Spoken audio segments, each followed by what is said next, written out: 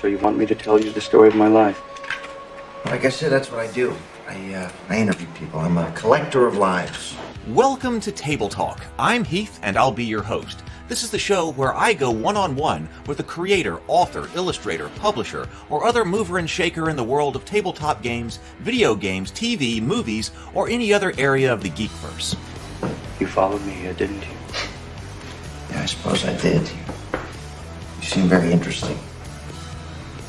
This is where you live? Yes, this is my home. Welcome. So, what do you do? I'm a vampire. That's something I haven't heard before. Guests have included individuals such as Lou Anders, the author of the Thrones and Bones fantasy novels, creator and publisher of the Norengard RPG, and even the author of Star Wars, A Pirate's Price. Bond. James Bond. Well, not James Bond. I haven't gotten to talk to him yet, but maybe sometime in the future.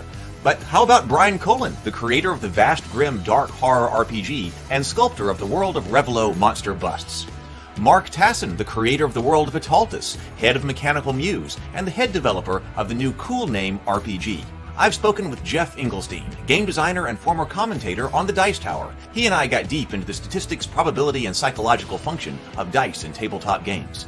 Jamie Stegmaier, the founder of Stonemaier Games and crowdfunder extraordinaire. He's published many hit board games like Scythe and Wingspan. I've spoken with Sydney Engelstein from Indie Boards and Cards to talk about what it really takes to publish a board game in today's environment and what it would take for you to get published if you were trying to get a publisher for your board game. I've spoken with Ajit George about game writing, education, and his contribution to Van Richter's Guide to Ravenloft and his development of the Journey Through the Radiant Citadel Dungeons & Dragons book. Let's see, who else have I spoken to? I am Hela, Odin's firstborn, commander of the legions of Asgard, the rightful heir to the throne and the goddess of death. Yes, I really appreciate her taking the time to speak with me. That was a great interview. I've also spoken with Cameron Pasha, writer and novelist who's been working in Hollywood for over 20 years. His projects have included Emmy and Golden Globe nominated Sleeper Cell, Kings, Nikita, and Roswell, New Mexico. His analysis and commentary have been very popular on YouTube. I've gotten to speak with Paul Shadow, the former network executive who has made quite a splash here on YouTube with his reaction videos to current movies and films. He and I discussed the status of independent film and web productions online today.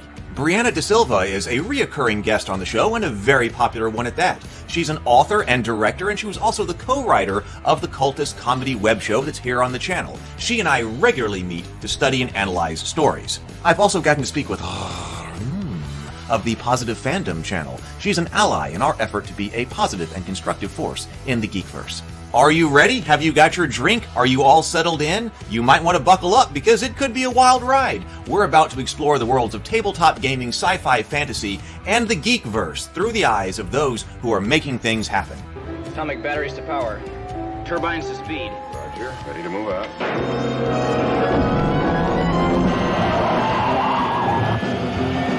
It's time for Table Talk.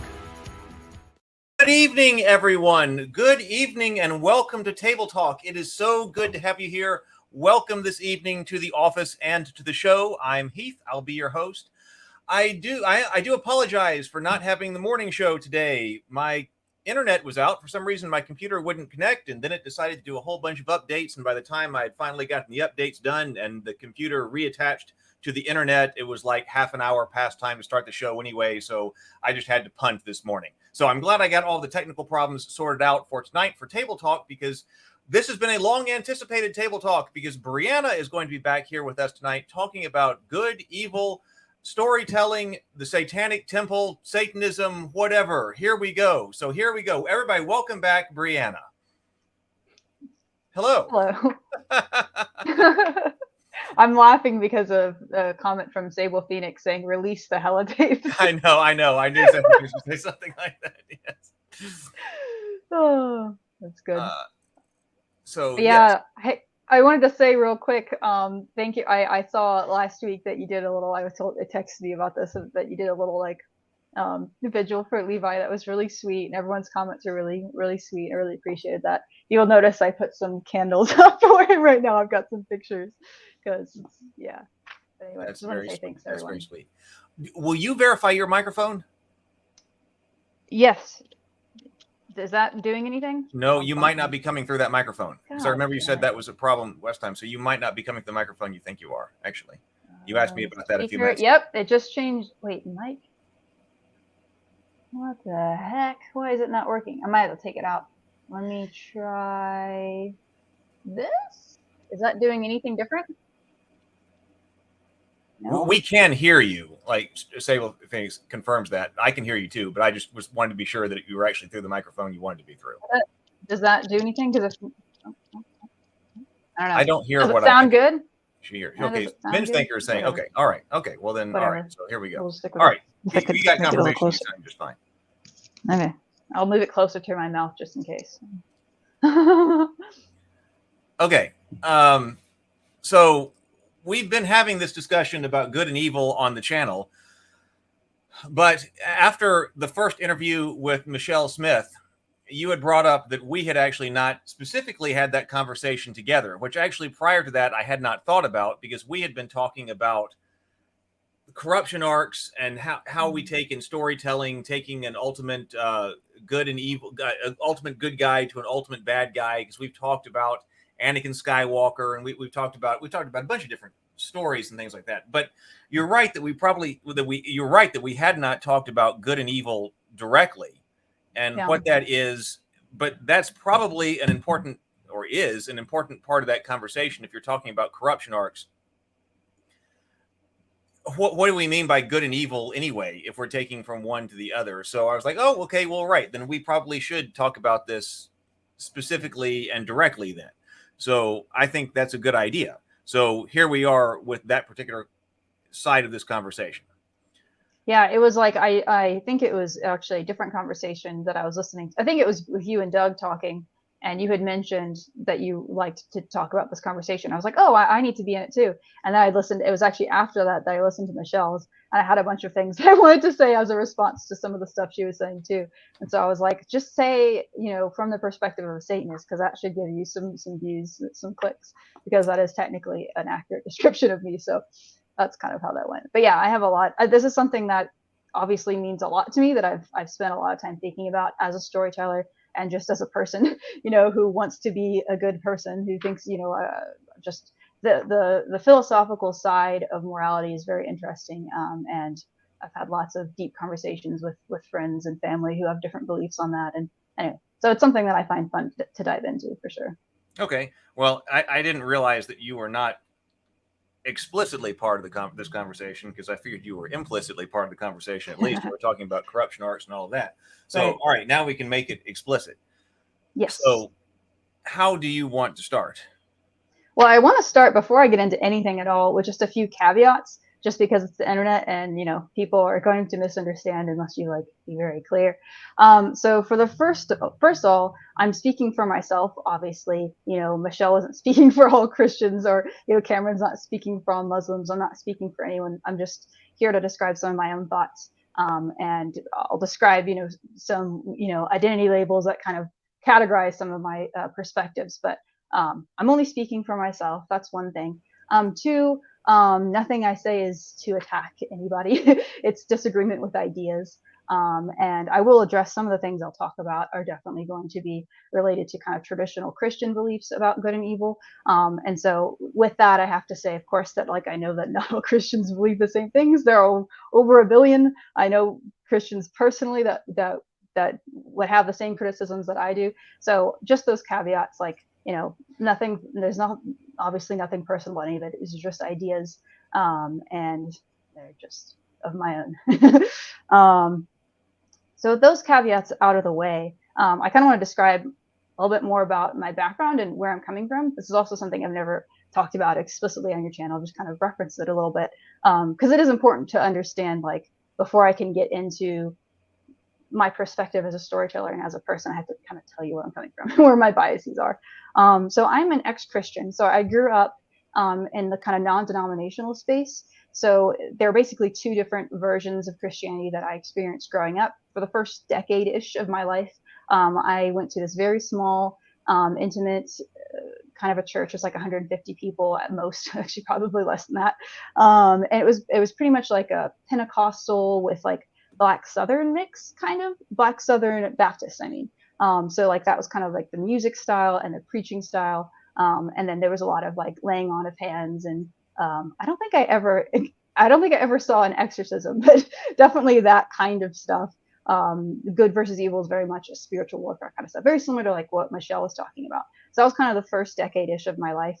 And then the next decade or so, I went to an evangelical megachurch. So in some ways very different, in some ways very similar.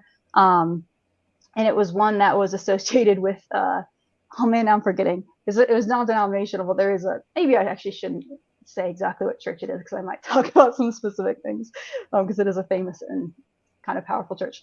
So that was that experience. That one very much was not Pentecostal, kind of looked down on Pentecostalism. Yeah, and then today I am an atheist, and I'm also a Satanist. So what the hell does that mean? I laugh because it, puts a lot of funny pictures in people's heads. So I'm specifically associated with, I guess, or I align myself mostly with the Satanic Temple. And so the Satanic Temple is an extremely young religion that basically just started, but it's related also to the Church of Satan. So if you've never heard of either of them, the best way to describe them is kind of the Church of Satan is like Catholicism, and then the Satanic Temple is like the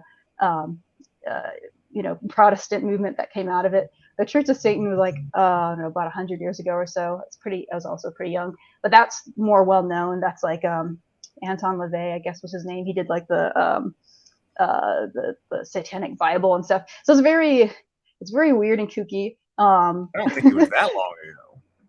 Maybe you're right. Maybe it might be more recent, but LaVey and Satanism was founded in 1966. 1966. Okay, that actually kind of makes sense. You could see something like that happening in the 60s. But he didn't believe in Satan being a real person. It was more symbolic. But he did believe in magic. So there was kind of like that aspect of it.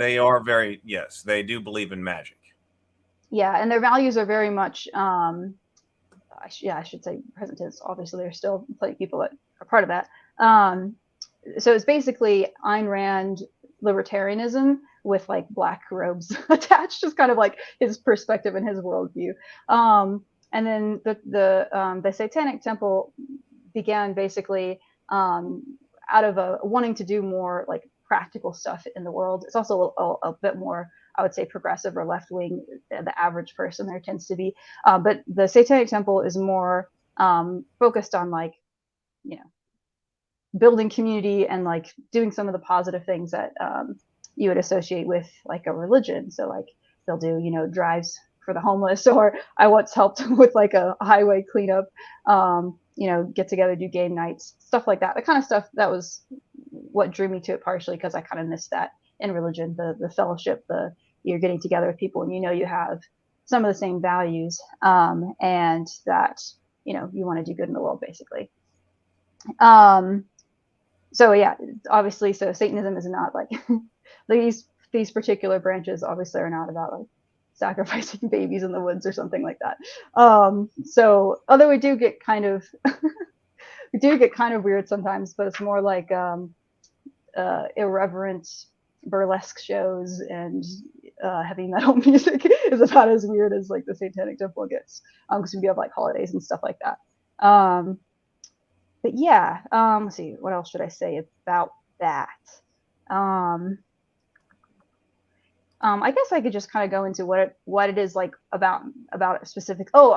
Yeah, this leads into it well, because I was going to say like what it is that drew me to it specifically is, one, I kind of missed that aspect. Two, I felt that if I were to sit down and like write out what my values were, they're pretty closely, to what they have written out. They have like these 7 tenets, which basically have to do with just like respecting other people and trying to have a scientific understanding of the world and not being guided by superstition, are kind of the major themes throughout them, I would say. But for me also personally, the biggest thing for me actually isn't those things. It's more about all branches of Satanism are very resistant to unjust authority, to tyranny. That's that's why there's a sort of relation to a rebellious character like Lucifer. because when I read the Bible, I don't believe any of it is true, but I do disagree with Christians on who the villain is, in especially the Old Testament, I would say. And so there's obviously a lot of things in Satanism about having things backwards or turn things upside down, like, upside down cross, for example. And that is, for me, very meaningful, especially as a storyteller, which I'll get into later, because there are a lot of things that I grew up with personally that I find to be backwards, where, it's like what people are saying is right is actually wrong, and actually harms people. And so, not obviously all of it, but that is kind of my personal connection philosophically and creatively to Satanism, is in being able to call out things that I think are dark, that I think are harmful to people, that others are putting forth as good. So that's kind of, oh yeah, and let's see. Oh, and I was just going to say also, as an atheist, I'm specifically, I'm a skeptic. I'm interested in trying to follow evidence wherever it leads. So that aspect of trying to see the world, shape your worldview with the best scientific understanding that you have, is very important to me. So yeah, anyway, I'll leave it to you for any comments. But well, I don't know when we want to get into different aspects of this. Like we had a discussion of this on a members only chat in preparation for this, and so we did go over the 7 fundamental tenets of the Satanic Temple, and I thought, and it seemed like in general with the discussion that we were having on the members only chat, that we were not terribly impressed with them, and that they seemed like a first draft and mutually contradictory. And so I don't know if we want to talk about those, or what the tenets are and why they're important, or what they mean, or if that's even important to this discussion or not. It's honestly not, to be honest. Like that, when it comes to me, at least if I'm talking about like, my perspective from a storyteller, I have a little card right here with me. I'm looking at it. Like, I don't really feel like they're all that relevant. I guess the first one, one should strive to act with compassion and empathy towards all creatures in accordance with reason. That's like kind of a basic common sense golden rule kind of a thing. But I don't know. The struggle for justice is an ongoing and necessary pursuit that should prevail over laws and institutions. The thing is that it's not like the attitude of, and I think this is important to understand, because you and I discussed some of this earlier, where you were like talking about like the example of bodily autonomy, and how you're saying, well, it's inconsistent because the official Satanic Temple, whatever, was saying that they're not using that principle to allow people to, deny whatever, to get rights as a Satanist to not take the vaccine. And you're like, isn't that inconsistent? I'm like, yeah, I don't agree with that. What's your point? Like, Satanism isn't like, we're not like waiting around like, oh, what does the people in the Satanic Temple say? Like, it's very independent. Well, it's very, intellectual. It's that those aspects aren't really what I care about, and I certainly don't care about whatever like the official Satanic Temple says. Okay, well, to me, that part wasn't about looking for revelatory messages from on high, rather than about logical consistency, which to me is a part of scientific understanding. And so if someone is asserting P and not P, there's a problem. Right. So and I'm saying I disagree. To me here that it seems, especially to me, right. But if I'm saying that if I were to try to establish a religion, and one of my main tenets was the supremacy of scientific understanding, and then there's logical inconsistency in what's being said, like I would say that, okay, I deserve to be bashed for this, that I at least need internal consistency in the belief system if I expect to be taken seriously, that science is going to be a major fundamental aspect of this. Because I don't have that claim if somebody is saying this is just faith. I can't understand the will of God. Sometimes there is P, sometimes there is not P. This is not a scientific thing. This is just my faith. This is just whatever we believe. Then I'm like, well, okay, they've got a bunch of internal inconsistencies. But if you're going to profess science, then don't say P and not P. Of course, which is why I gave that caveat at the beginning. I'm not here to speak on behalf of the Satanic Temple. No, I'm just speaking here on behalf of Brianna, and that is a value that I hold. That I do think that we should, like, to the point that I find it hard to respect people that don't have that value. It's a pretty fundamental value for me that we should try to be rational to the best ability that we can be. We can never be perfect, but I think that is inconsistent. So I disagree with that ruling from the temple. That's silly. Jafford says, yeah. last time I checked, because this was sort of my understanding as well in the beginning, last time I checked, the Satanic Temple were atheists trolling Christians over the separation of church and state. That was how it started, but that's definitely not, like, if you, like, when Satanists from the Satanic Temple get together, that's like the tiniest, minutest part of what it is today and what it is on an ongoing basis. So that was definitely how it started, and it does come up occasionally, but it's like, for the most part, it's, you know, like I said, it's people getting together and having drinks and having game nights and doing fundraisers and stuff like that. So it functions more like a religion, but that is definitely the origin story. And for anyone that is curious about the origin story, the documentary called Hail Satan with a question mark captures it very well. Yeah, that is definitely, that was how it started. I was expecting to see more of that when I had gone to their website and looking over and what they were doing. That because that's what's in the news. That's what it's famous for, right? Right. Yeah. That, okay. We're gonna, because our society carves out certain exceptions for religious beliefs.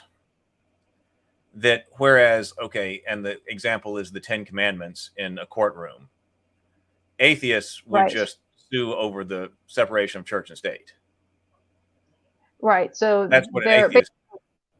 But if you're part of the church, the temple of the Satanic Temple, then the idea is that to create a religion, to operate internal to the religious operations of our society, in order to put a picture of Baphomet or a statue of Baphomet by them, in order to point out the hypocrisy.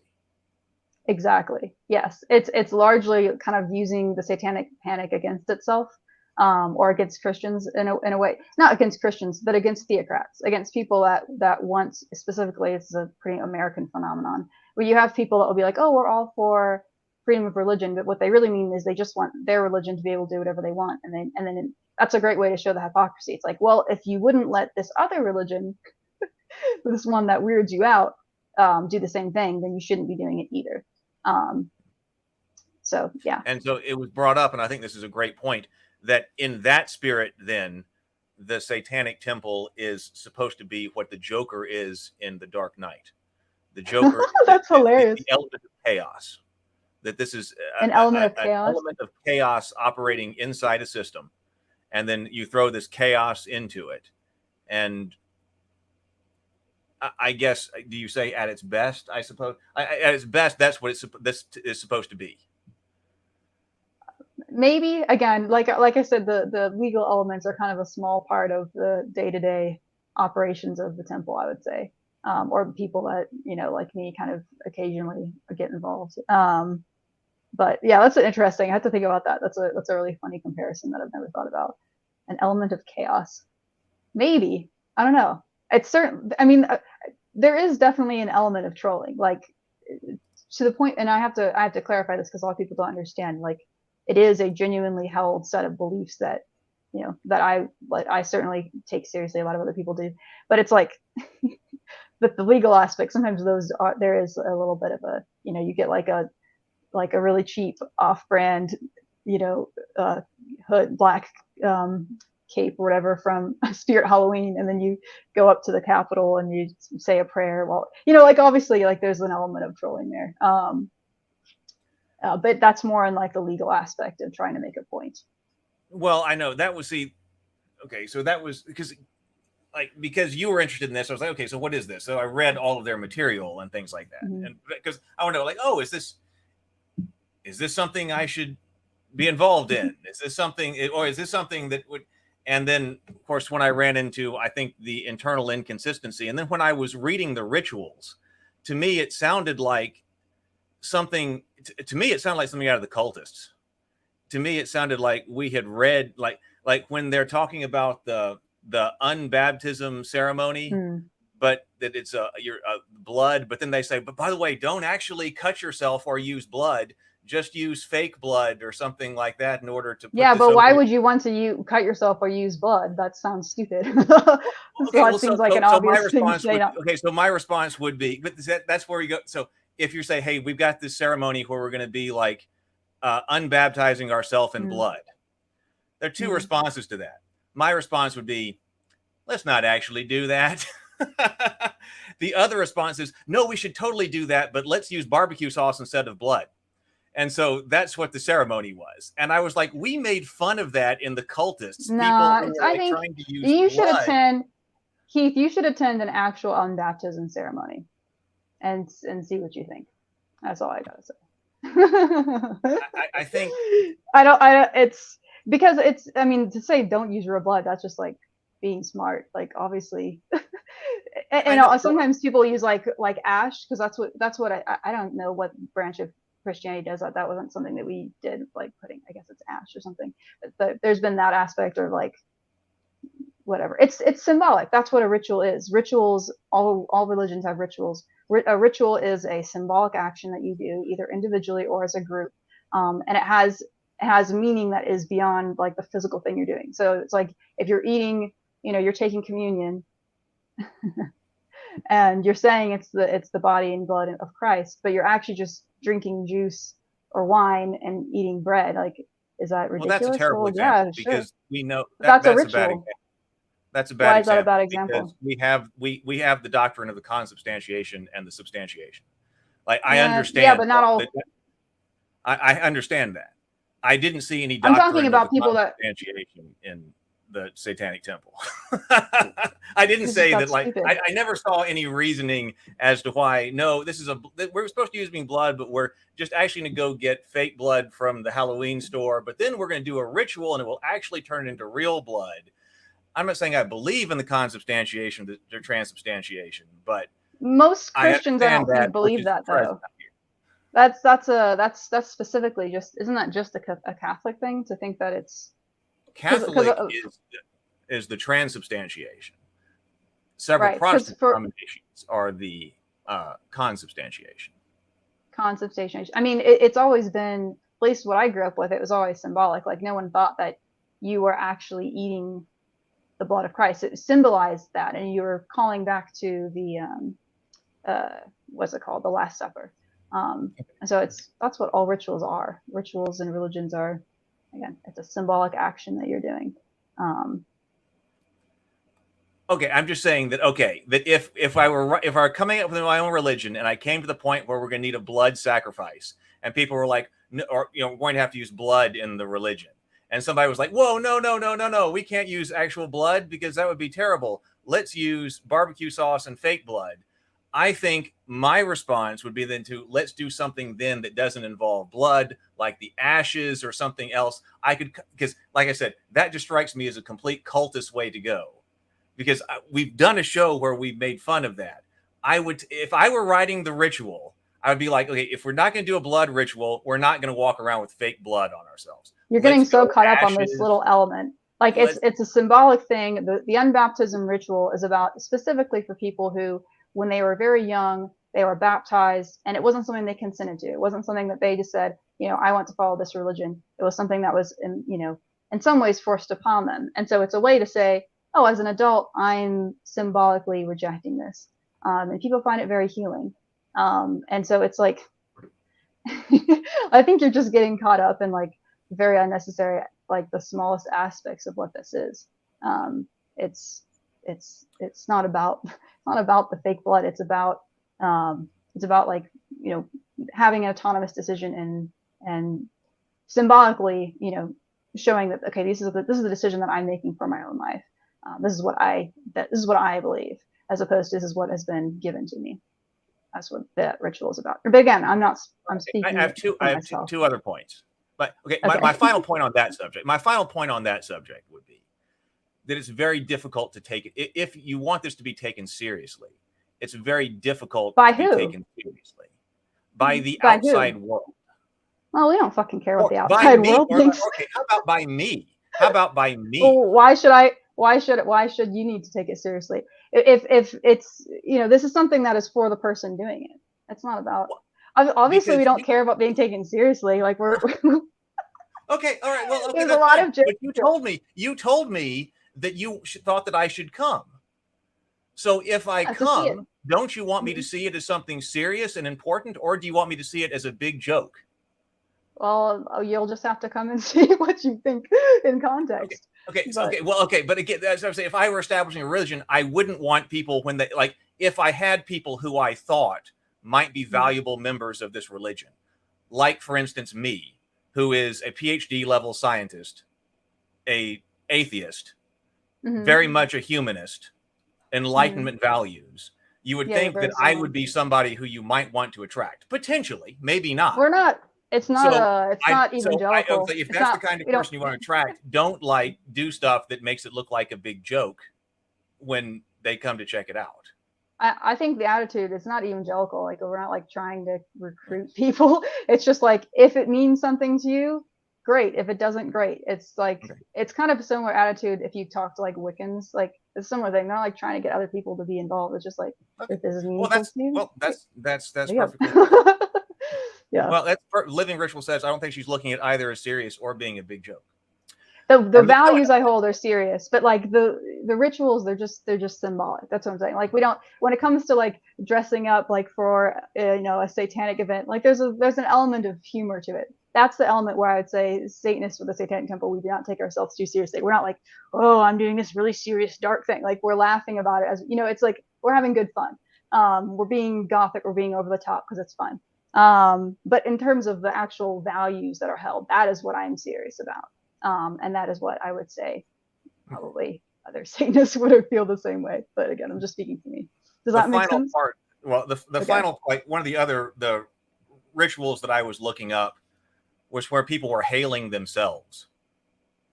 Yeah, I thought that one's kind of goofy. I don't do that. I know that. To me, that's goofy. It's terrible because one of the things that I would say religion has going for it in general is that it makes you focus on something outside of yourself. Well, and so I guess that is a pretty satanic thing. Is that we are sorry? Finish your thought. Sorry. But so if I showed up at a satanic ritual and people are going hail me, like I don't think a major problem in our society is that we are not sufficiently narcissistic. So like if I show up at a ceremony and people are going hail me, it's like, hey, are you on Instagram and not getting enough self validation out of everybody telling you how hot you are and giving you thousands of likes on Instagram? Come to this ritual where we can hail ourselves and worship ourselves. Like I don't really think that's something our society needs. Like that just seems ridiculous to me. So it's not about being like egotistical. It's more of a rejection of unjust authority. It's like instead of saying there's a common like satanic phrase would be no gods, no masters. Like instead of me submitting myself to a god, I'm saying that I'm the authority in my life, sort of. That's what that means. But I do find that wording goofy, so I don't do that. Okay, yeah, I know. So that part again, we both find pretty goofy because if you're saying if somebody is walking around saying hail me, well, that's not how it goes. It's more like this is not about being egotistical. I will say yes, it does look like it's about being egotistical though. This looks like something very egotistical that's going on. It is a sort of a symbolic humanism, maybe. I don't know. It's like in context, it might be more like at the end of saying other things, someone might say, hail Satan and hail yourself. And then people are like, hail Satan. That's kind of how it goes. But I don't like chants and stuff. I just find it weird. It's not like people are going around saying, hail me. It's not like that. It's just like a phrase. It's kind of said casually.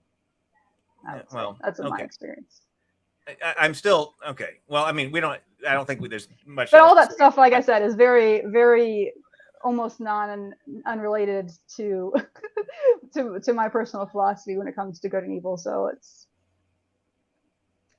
that's okay. Yeah. Could probably move on. All right. Unless you have more you wanted to say. I'm just disappointed with all of our Satanists. Why do you want them to go and actually use real blood or something? That whenever when you're like reading the LaVeyan Satanist principles and things like that, I think they sound ridiculous. They do. They sound ridiculous. And and because they actually take themselves seriously. I hesitate to say this because there's kind of a long-standing, like, a little bit of rivalry between the Church of Satan and the Satanic Temple. So I am speaking from my bias, but it seems to me that they take themselves very seriously, which is hilarious. Whatever. Who cares? Well, yeah. So, all right. Well, all right. So, where do we go to next after that? Well, let's get into the heart of it, actually. Okay, let's get. Let us do that. I'm just looking at my notes. Like I said, I was telling you before we started, I have so many notes, and I'm going to try not to read from them. Let me just think for a second here, where I want to jump in. Well, let's talk about a little bit of some comparison.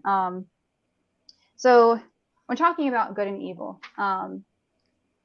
so where I came from, especially from the sort of Pentecostal leaning of good and evil, it's very much this cosmic view, right? Where you have God, who is the source of all goodness. You have the devil and his demons, which is the source of all evil. And there's a sort of this binary, cosmic battle of good and evil. And it's like, you're going to be good is to, follow God and follow his ways, and that you have these temptations and, the demons over here that are trying to lead you astray, kind of a thing. And it really comes down to rules to follow. There's actually, I want to make a side note for people that might be interested in another perspective. I happened to be watching this YouTube channel last night that I find a lot of agreement with. It's Christy Berkey. I'm not sure how to say that, but it's Kristi Burke. And she has this video that I really recommend that says deconstructing Christian morality, obedience, or genuine ethics. I don't want to repeat the kind of stuff that she says there, but I highly recommend people watch it if they're curious. But for example, thinking about the Garden of Good and Evil, where you have, the Garden of Eden, you have this tree of, where it's just like, you're supposed to not eat this fruit, and that's all it takes. You disobey God on this one thing, and now you're worthy of damnation. And it strikes me as that kind of thinking is, sorry, I'm pausing because I'm reading my notes. It really comes down to, you got to believe in me, you got to worship me, serve me, or you're going to suffer. It's like bow or scream for eternity. And, the idea behind, say, having evil in the world and having, the temptation in the garden, all this stuff, is that it's supposed to give us free will. But if your only choice is like serve me or suffer, that's not free will. That's not a choice. That is manipulation. That is your hand is being forced. But if there was an actual choice, the other option might be, oh, you get to go live in a garden and then just not follow God if you want. Like, that would be an actual choice. So if you've been kidnapped, for example, and you're tied to a chair and someone's threatening to cut your finger off if you don't tell them where the money is, are they giving you a choice? Are they saying, well, you can either have your finger cut off or you can tell me where the money is? That's not the act of a moral agent.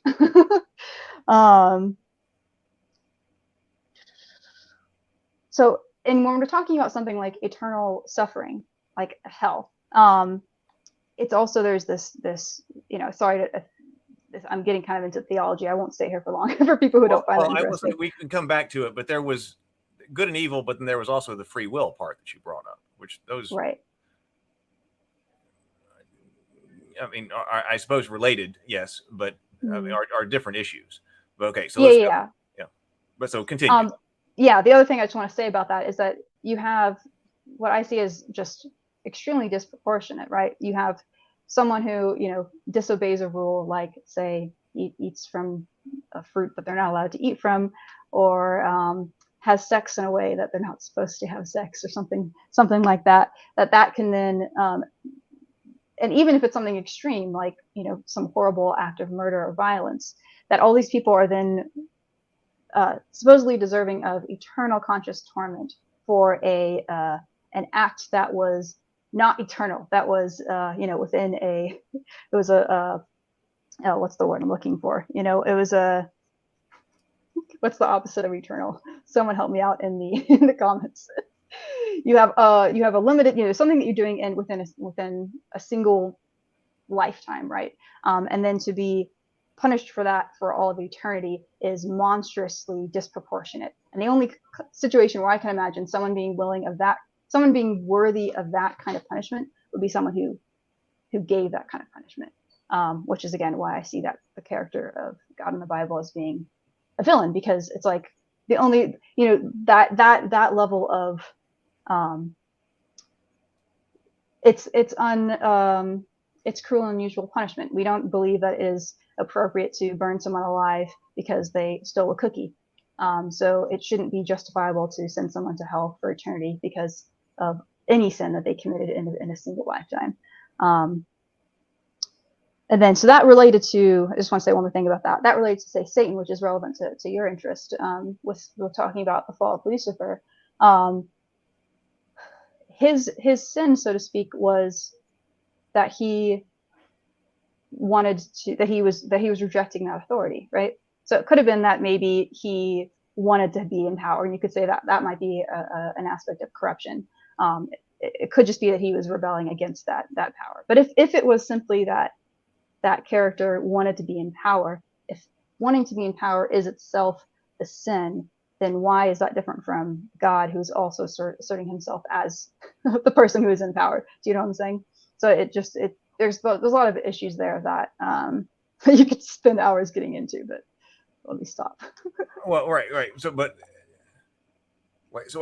where are we going here? Where are we going with this point?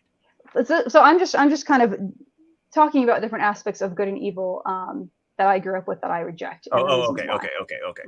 I got you. So I haven't gotten into what I consider. We're articulating the background of different things. Okay, I got you. Of belief systems that you have been exposed to in the past. Exactly. That's what's going on right now. Okay. Yes, okay. and as a just briefly kind of describing why I reject them. Okay. All right. I'm sure the comments are going crazy right now, but well, I just want to be sure we had the right context for what yes was happening. Sorry, my notes are kind of messy, so and I wrote them weeks ago, so I would probably be communicating a little bit more clearly if I'd done this right afterwards. So wait. I know I got behind too on mine. Let me just ask you this though, in context, that when you were talking about then whether this is your belief, were you challenging the belief when you're like, if there's a choice, if it's believe or go to hell, then that's not really a choice? You're challenging that? I am challenging that, yes. Okay. Because I have a movie example to counter for that. Because Sable Phoenix say that's still a choice. Absolutely. The whole idea behind inalienable rights is they cannot be removed from your personal choice. You always have the choice to say no and damn the consequences. And I was thinking about that because I was thinking about that in terms of our heroes, specifically the movie Braveheart, when he's actually there being tortured. And we consider him a hero from the perspective of that movie. We're talking about that movie. One of the reasons that he's a hero in that movie is because he was still willing to be gruesomely tortured for his belief. Was he willing to be gruesomely tortured, or was it that he had two, terrible choices, and that was the choice that he elected to take? Right? It's like I'm specifically critiquing the idea that someone that puts those two choices in front of you is a good character.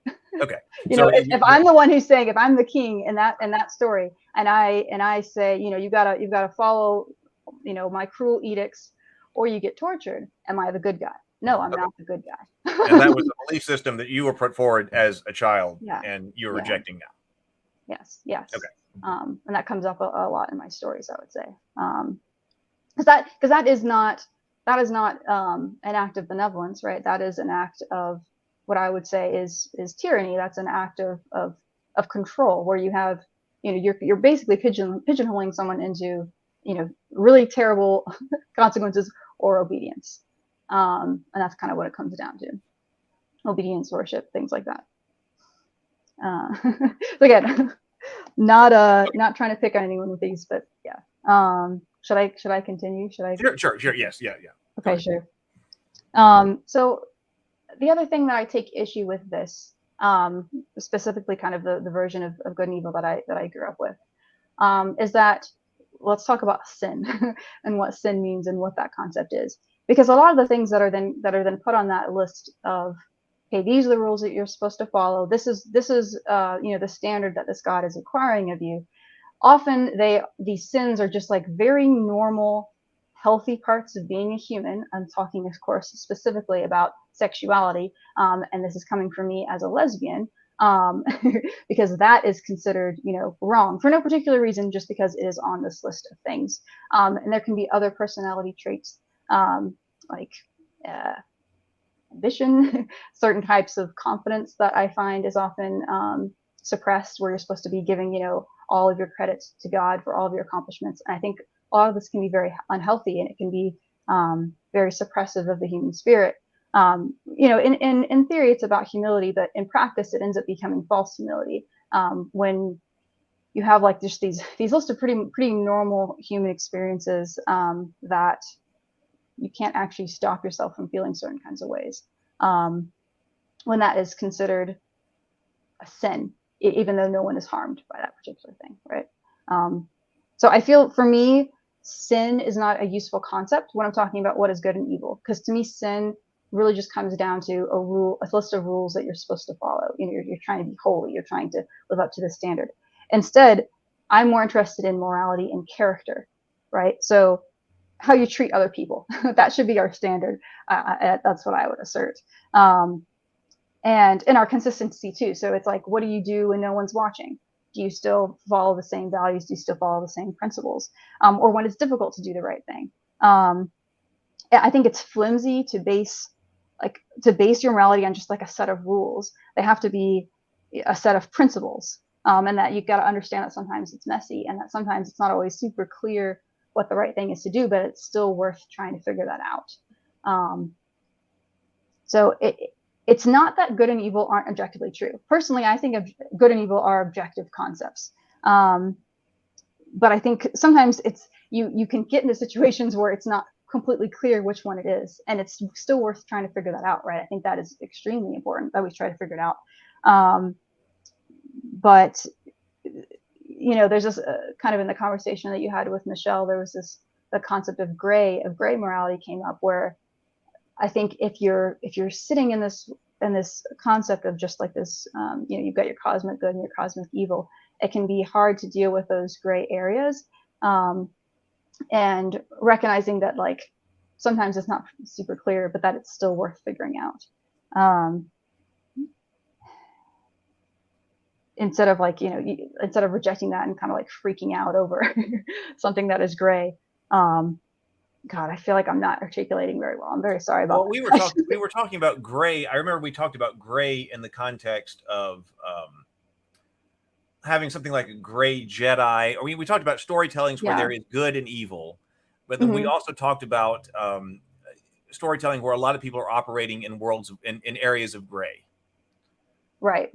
And the different types of storytelling that those have. She did say that she didn't want to wallow in depravity, which yes. I'm also for, but we had a weakness there was coming up with examples of where that happens, which I thought was important. Yeah, well, because sometimes, well, no, I won't say that. I think I want to be nice. Let me hold that thought. I'm going to come back to that because there's more that I can say on that later that I think would be probably better with a little bit more context. But I want to talk a little bit about like why good and evil exists to begin with, because if it's like, if I'm going to assert that these are objective things, that good and evil exist, that obviously begs the question, okay, well, if it doesn't come from God, then where does it come from? And so from this perspective, I would take more of a naturalistic approach. So humans are social animals, right? We evolved to operate in a group, not just to operate in a group, but to survive in a group. Like we absolutely need each other in order to survive, in order to be healthy. Not all animals are like this. Snakes are not like this, like bearded dragons even aren't like this. There are lots of animals that are, individualistic, and there are others that are communal. And you will find, people will say that only humans have morality. That is not true. You will absolutely find norms around fairness, around cooperation, around things like that we hold very, very dear.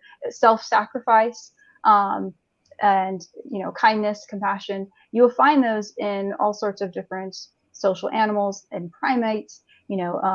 Like dolphins, animals like that, mice, rodents, the dogs, even like you will find that in the more social the animal is, the more they will have these rules around how to behave with each other. So I think what morality is, I'm curious to know what you think about this, Heath. But to me, morality is simply a very strong instinct that we have that we need in order to survive together.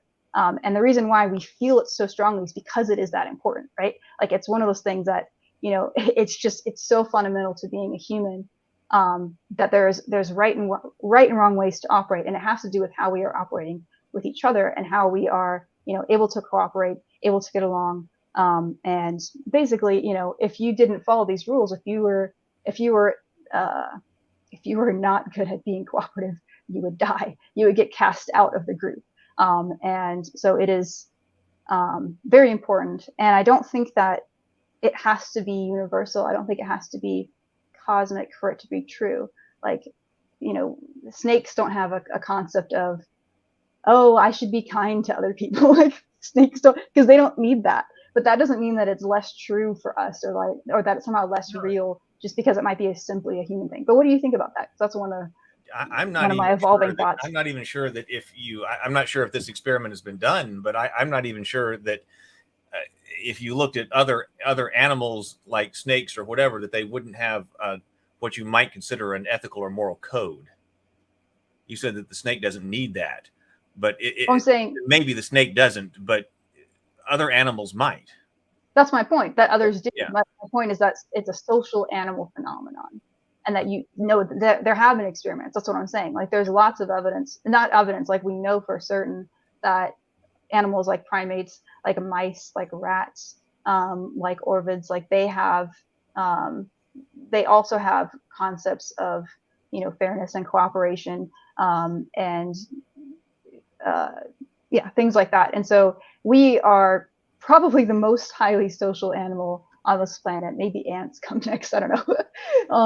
That at least that we're aware of, and we're very complex. So of course we're going to have very complex ideas around morality. We're probably going to have more of them than a lot of other animals. But I think that is a reflection of just how social we are. That would be my assertion on that. But that's wait, I'm trying to come up with a name here.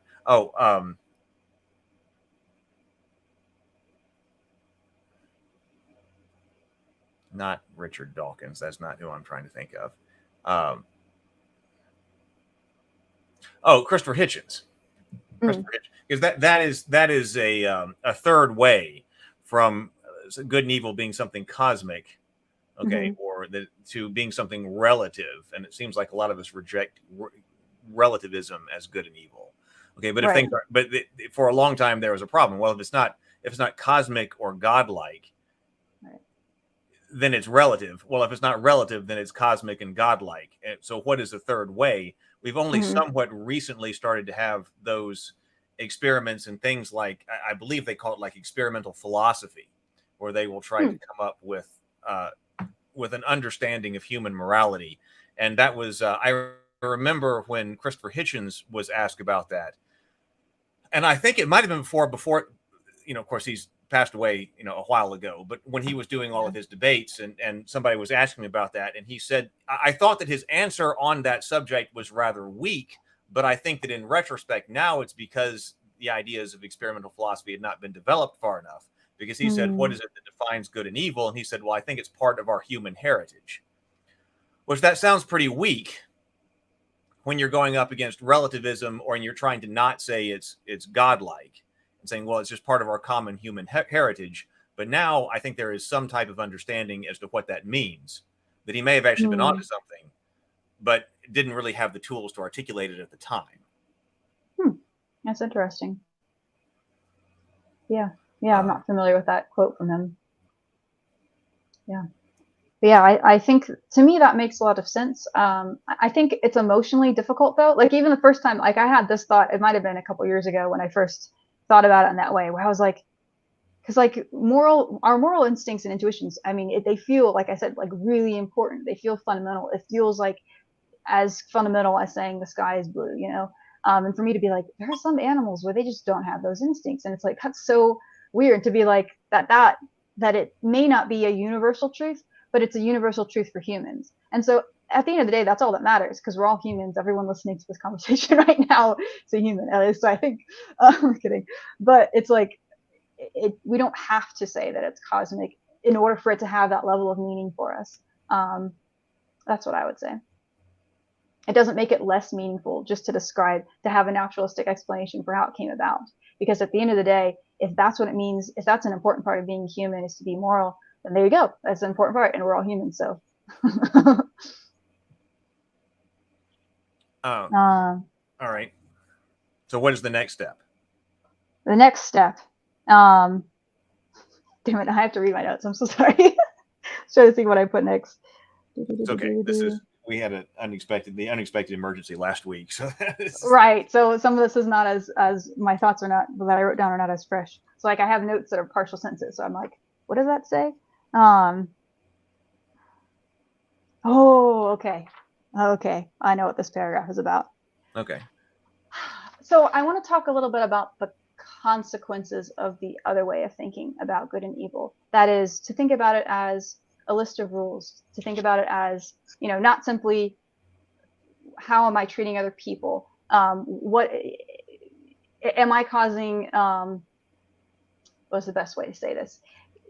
You know, does this action lead to more human suffering or more human flourishing? That's kind of like my favorite phrase there. Definitely not my own phrase, but you know, is this leading to a better world or a worse world? Like thinking about it objectively, because I think that moral ideas should be tested. You should be able to test them, just like a scientific idea or a historical idea. You should be able to, or you know, or a philosophical or like a political idea. You might test it by, you know, changing your society, your rules, and then seeing what the results are. I think moral ideas can be tested in the same way. What are the actual results? How does this affect human beings? How does this affect the world we live in?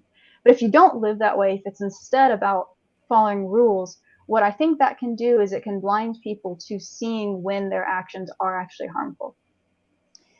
So, for example, I mean, there are a million examples of this, right? Especially if you're thinking about it, you're part of this, you know, cosmic good and evil, right? Like you're on the side of good. So whatever it is that you're doing, whatever it is that the good guys are, you know, your God is telling you to do is good. Results of that, of course, have been things like the Inquisition, things like the Crusades, things like, you know, all the the way that the early Protestants and Catholics were torturing each other because they each fundamentally very strongly believe that they were on the right side. Those are, you know, extreme examples that atheists throw out all the time, but there are a lot of smaller examples too in a modern day context. I think about, you know, today, I don't know if this is true everywhere, but it certainly is true in the United States. A very high percentage of homeless people are young LGBT people. So they were young people, like teenagers, that were kicked out of their houses just because they were gay, right? For the most part. And it was done from parents who believed they were doing the right thing. They thought that, well, you know, I'm going to show some tough love on my kids, and that way they can, you know, find the truth or whatever. But the result is it's a vulnerable person being sent out on the streets for no reason. I had a personal example with a family member who told me to his face that he thought it was the right thing to do to basically vote for laws that went against homosexuality, knowing full well I'm a lesbian, not really realizing how horrifying it was for him to say that, because he thought that's what he believed. He's like, I have to do what, you know, I have to follow my religion. And I was like, so what are the end results of this, though? Like, we live in a pluralistic society. It's not just Christians that live here. It's not just people that are opposed to homosexuality. You know, that's kind of the Satanic temple side of this, where it's like, sorry, I got distracted by a comment there. We'll get to that in a second. But, you know, it's just like, with that, we got a super chat with it later. Yeah, let me just finish this thought real quick, because this is pretty important from a storytelling perspective too, is that most people who do bad things do it with a full belief that they're doing the right thing. Like, no one wakes up one day and they're like, I'm going to be evil today. Like, that's not how human nature works. We always have a justification in our minds. We have an excuse. We have a set of values that we're putting forth to justify what we're doing. And so I think if your goal is simply to follow the rules, it's simply to do what your God tells you to do, regardless of what religion that may be, that can lead you to do things that are actually very harmful and not realize it, because that's not even your standard for figuring out what is the right thing to do. So let's talk about the super chat. Okay, Sable Phoenix, thank you very much for the $10 super chat. Sable Phoenix, always insightful here. Sable Phoenix says the argument about the Inquisition at all is inherently weak, because that has to do with human institutions, not religion specifically. Mao, Stalin, etc., slaughtered millions more than the Inquisition. Well, I think that's missing the point. The point is that, I mean, the Inquisition was about religion as well, right? Like, you can say, okay, these other people over here also did these things because of their political beliefs. But my point is that if your version of morality is based on following a set of rules as opposed to increasing flourishing and decreasing suffering in the world, right? If it's not about how am I treating people, it's instead about let me be holy and let me follow these rules, you will end up causing, you can end up causing harm and being completely convinced you're on the right side. So obviously religion isn't the only thing that does this. Politics does this too. Mao and Stalin are great examples of that same principle being applied in a political situation as opposed to a religious one.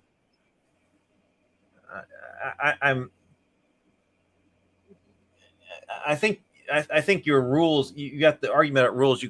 It seems like you're talking about, well, we've got, how do I decrease human suffering in the world or make the world a better place, or follow arbitrary rules? Yeah. But I'm not sure that's what we have very often, if at all, in human society. It seems like the rules that are put there, that people tend to, when they get in power, want to write rules that they think are actually going to be something that improves human society. Like, we've been doing that for a long, long time as humans. So we seem to be very rules oriented. I'm thinking about even going back to the Code of Hammurabi in Mesopotamia. We have this extensive. The Code of Hammurabi was horrible, though. That is somebody saying, all right, here is some rules about what I think is going to make a better society. But that needs to be the metric, is does it actually make a better society? That's my point, is we should be able to test them. That's the question. And when you get too caught up in, because all these rules are generally, most of the time, are with good intention, that the intention is not ultimately what's going to tell you whether or not it's right or wrong. In my opinion, it is what are the actual end results, and how does this actually affect people? Does that make sense? So it's not about people following arbitrary rules. It's not about following arbitrary rules. It's somebody trying to codify what they think are good rules, and then whether or not they are actually good rules. And then what you can have is that over time you might have rules that maybe even were fitting for like a certain society, perhaps. But then you have to reevaluate them over time as things change, just as the needs of humans change. You have to be able to reevaluate and see if they still are, or if they ever were actually for people's benefit. Well, Sable Phoenix, that is not by. See, I already gave this caveat and I have to give it again. I really didn't want to give it again. I'm not picking on any particular religion or any particular group of people or anything like that. I'm talking about ideas. And this idea absolutely applies outside of religion. And there are plenty of religions that don't fall into this problem too. It's not a religious thing. So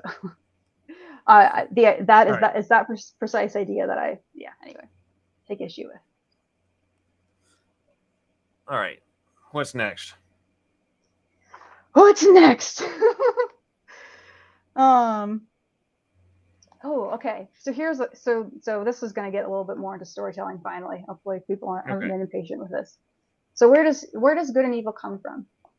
And this is getting very much to my personal opinion and perspective, but I would say that good and evil exist within the heart of every human being. But that's where you find it. It's not out there. It's in here. And this is relevant to what I was saying before, but it's important to note that all people, barring like there are some exceptions, like some pretty severe like personality disorders, but barring those, like all people want to be good. That's like a pretty basic human instinct that like 99% of humans have. Well, we all want to be good people. That doesn't mean that we always are good people, but when we do evil, we're very good at creating a narrative, like I was saying before, to convince ourselves that it is good. And from a storytelling perspective, I think that's really important, especially when it comes to corruption arcs. I'm really not convinced. I find there's a lot of stories like villain origin stories that have come out that I think are kind of lame, or it's just like, oh, they just had a bad backstory. They had a bad childhood and then they turned evil. Like that's not how anything works. Like for the most part, when it comes to suffering and challenges, that's what grows us. That doesn't corrupt our character. That it usually strengthens our character. It's usually what allows people to become better versions of themselves. You'll see that there's actually statistics of like first responders. I think I might have mentioned this in a live stream before, but like a lot of them have very difficult childhoods, and often that motivates people to want to go and do good and to help other people, as opposed to like, oh, I had a bad experience and now I want everyone else to have a bad experience. Like that's not usually how human nature works. Instead, it's usually, I think corruption tends to come more with like you can almost say it's like a delusion or something, like, which kind of is interesting to our conversation about disillusionment and madness. That I think it's more often that it's like people are gaslighting themselves, and they kind of, they'll say, oh, I'm doing the right thing, or I have to do it for this particular reason. Like you create a narrative in your head, is what I'm saying, that people want to still think that they're a good person. And so I think that's important when you're writing villains. But that's more realistic. It's more believable that you have someone that is, they have a justification. They have a reason why they're doing it, and they convince themselves that they're the hero. And so that's why I really think that it's important on a personal level that we are self-evaluating and questioning ourselves. Like just because like we may feel very strongly that we're in the right, and that doesn't mean that we are. That's an uncomfortable thing. It's so much easier to say, evil, there are bad people out there and they do bad things because they're bad. It's much more uncomfortable to say a lot of people with good intentions do bad things, and because that means that could be me, that could be any one of us.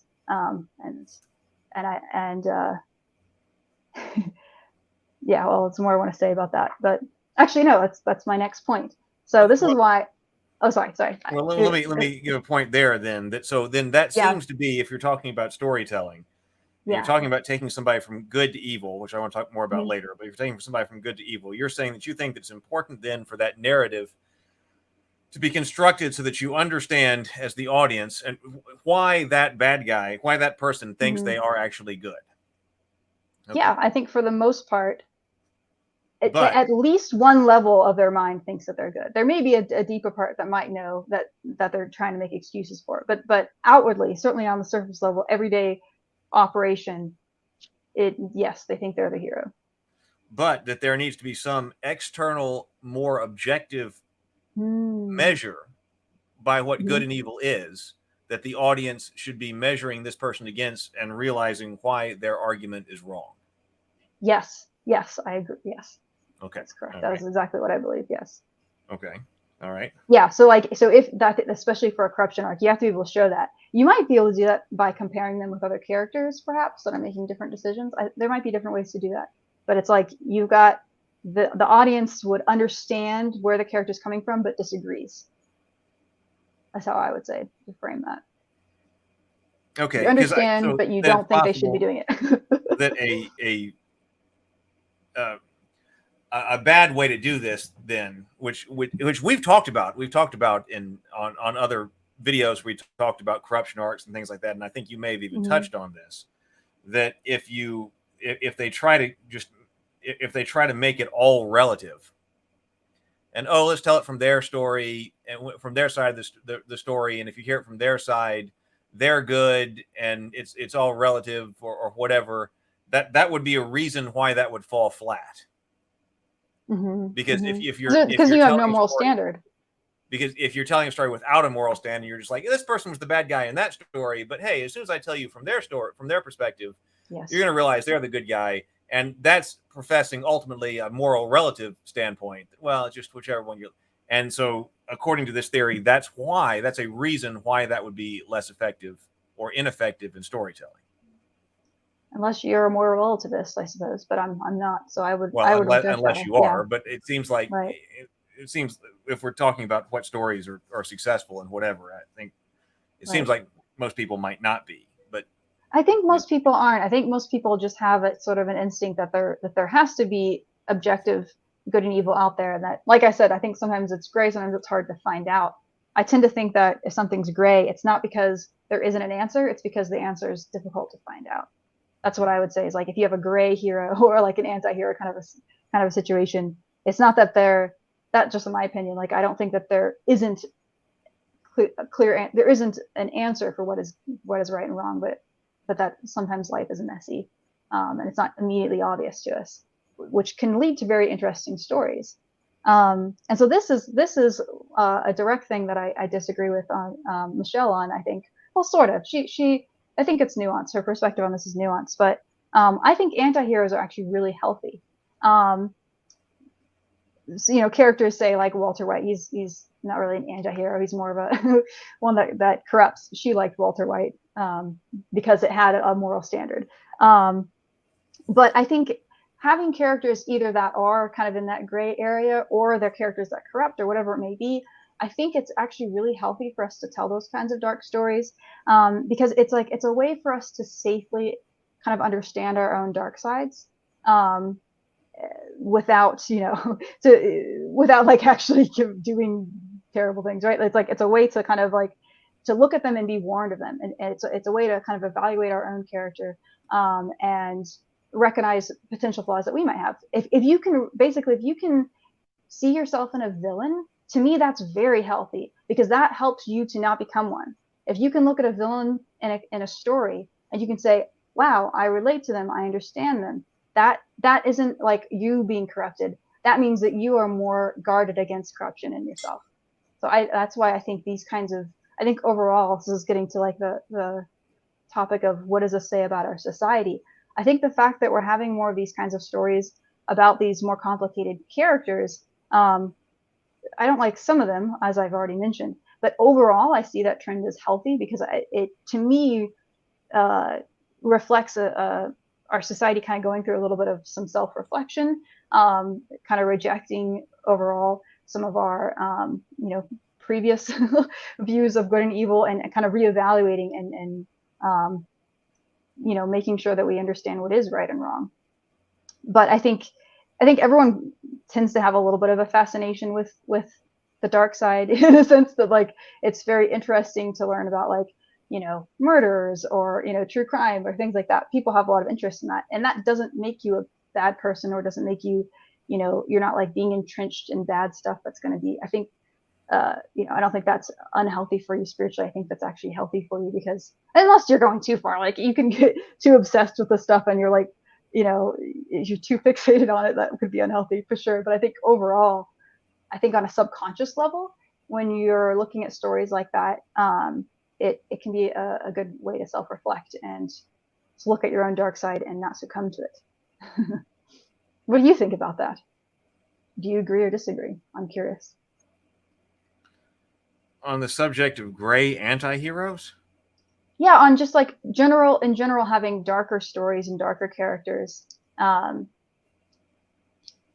because there's the sort of Pentecostal attitude, certainly that I grew up with, would just say we're just not going to watch any of that. We're not going to watch anything that's dark, and that's supposed to be like bad for our soul. And I think, I guess if you're overly fixating on violence or stuff like that, there can be an unhealthy version of that. But I think overall, darker stories about darker characters, I think, are actually good for us, because they give us an example to not follow if it's written the right way. If it's written in a way that has an objective moral standard, I suppose maybe that's the difference. If it's relativistic, that's probably not healthy. I don't have a problem with that, and I don't have a problem with showing darkness and evil in stories. I've talked about that as well. We all know that. It's all about the relationship with evil in the story. Right. So that's, to me, the important part there. And so whether you're going to show that through someone in a gray moral environment trying to figure out what's right, or whether you're doing that in a more black and white environment and you're doing this, because you could still tell a very dark story in an environment that's very black and white. Mhm. So yeah, the darkness of the story doesn't bother me, and whether I guess the direction of the moral arrow is the important one, but I have difficulty. I don't think that I mean, I'm having difficulty coming up with any examples, because this wasn't the decision. This wasn't what I put forward. This is what Michelle put forward, where you have something that's pointing, where you have something that was deliberately designed to point in the wrong direction. Now that doesn't mean they're not out there, because I'm sure with the chat and everything like that, if you're like, because I'm sure there have been stories written like that, but if we're talking about what is someone setting up that is deliberately trying to say something that's in the wrong direction. Now, some people may think that X or Y is wrong on any particular point, but here we're talking about the intention of its development, you know. And I think it's notable that there aren't great examples of that. That even Michelle didn't have examples like that on hand, you know. Well, maybe she would, if she came back, she might have some. Maybe she needs to think about it, but to give the benefit of the doubt. But it's sorry, I just lost my train of thought. I was looking at my notes. I don't think I had anything else to say on that. Well, okay, let me address this point about Game of Thrones, because this is the one that comes up quite a bit. It says, my problem about dark stories comes when there isn't any mitigating factor. I can't stand Game of Thrones because of that. There's no redeeming value to be principled, because that just means you get killed faster. I completely agree with that. I have the exact same problem with Game of Thrones. I can't stand the moral framework of Game of Thrones, because he says, George R. R. Martin, he says that it's like supposed to be more realistic or something, and I don't think that's realistic at all. I don't think his take on ruler, it being good doesn't get you killed faster. That's not how that works in the real world. That certainly isn't how it worked in the Middle Ages. Like, if you were a terrible king, you were more likely to get killed. You know what I mean? Like, people are more likely to backstab you. You might get to power, but you won't have it for long. I don't think that's like, we have these moral, there's got to be a reason why we have these moral rules, right? And if I'm saying it isn't because of God, then it's got to be because we evolved to have them, because they actually work. That they actually, or at least they certainly worked in the environment we evolved in. It could be that that there may be societies where that isn't true. I don't know. That's kind of another topic. My thought on the Game of Thrones, and we may never know because it's just never going to be finished. But I'm talking about A Song of Ice and Fire, the books. Sure. I think there was one of the reasons why I really like it is because I think there was a lot about human nature and such that was trying to be said in those books that George R. R. Martin was trying to say that was counter to some of existing fantasy stories. Sure. I could be wrong about that, but if I want to be analytical about that, I think there is a lot of stuff that he is trying to say in there about the qualities of leadership, about politics, about how you organize yourself politically. What is the root of power? I think is a huge one. What actually, what is the actual root constitution of power in human society? I think there's a lot of stuff that is trying to be said in there, but we don't have the entire thing. And of course, we have from the book perspective, we often have a lot of the books where things are going very badly and very bleak, but might be giving commentary in one direction, or appear to be going in one direction, but which might be commentary in another direction if the arc were complete and what this is going to be. So it's difficult to say because it's not complete. I think that one of the reasons why the TV show, which did conclude the story, but one of the reasons why it's so bad is because they learned the wrong lessons. They took wrong lessons from the book. And that it doesn't actually, if it had supported what could have been the lessons of the book, then I don't think people would feel that way about what, about it being nihilistic, or that being good gets you killed faster. Not just, but you can't be good and stupid. Now that's something that I think George R. R. Martin is trying to say, that you can't be good and stupid. If you're good and stupid, that might get you killed. You're gonna have to be good and smart.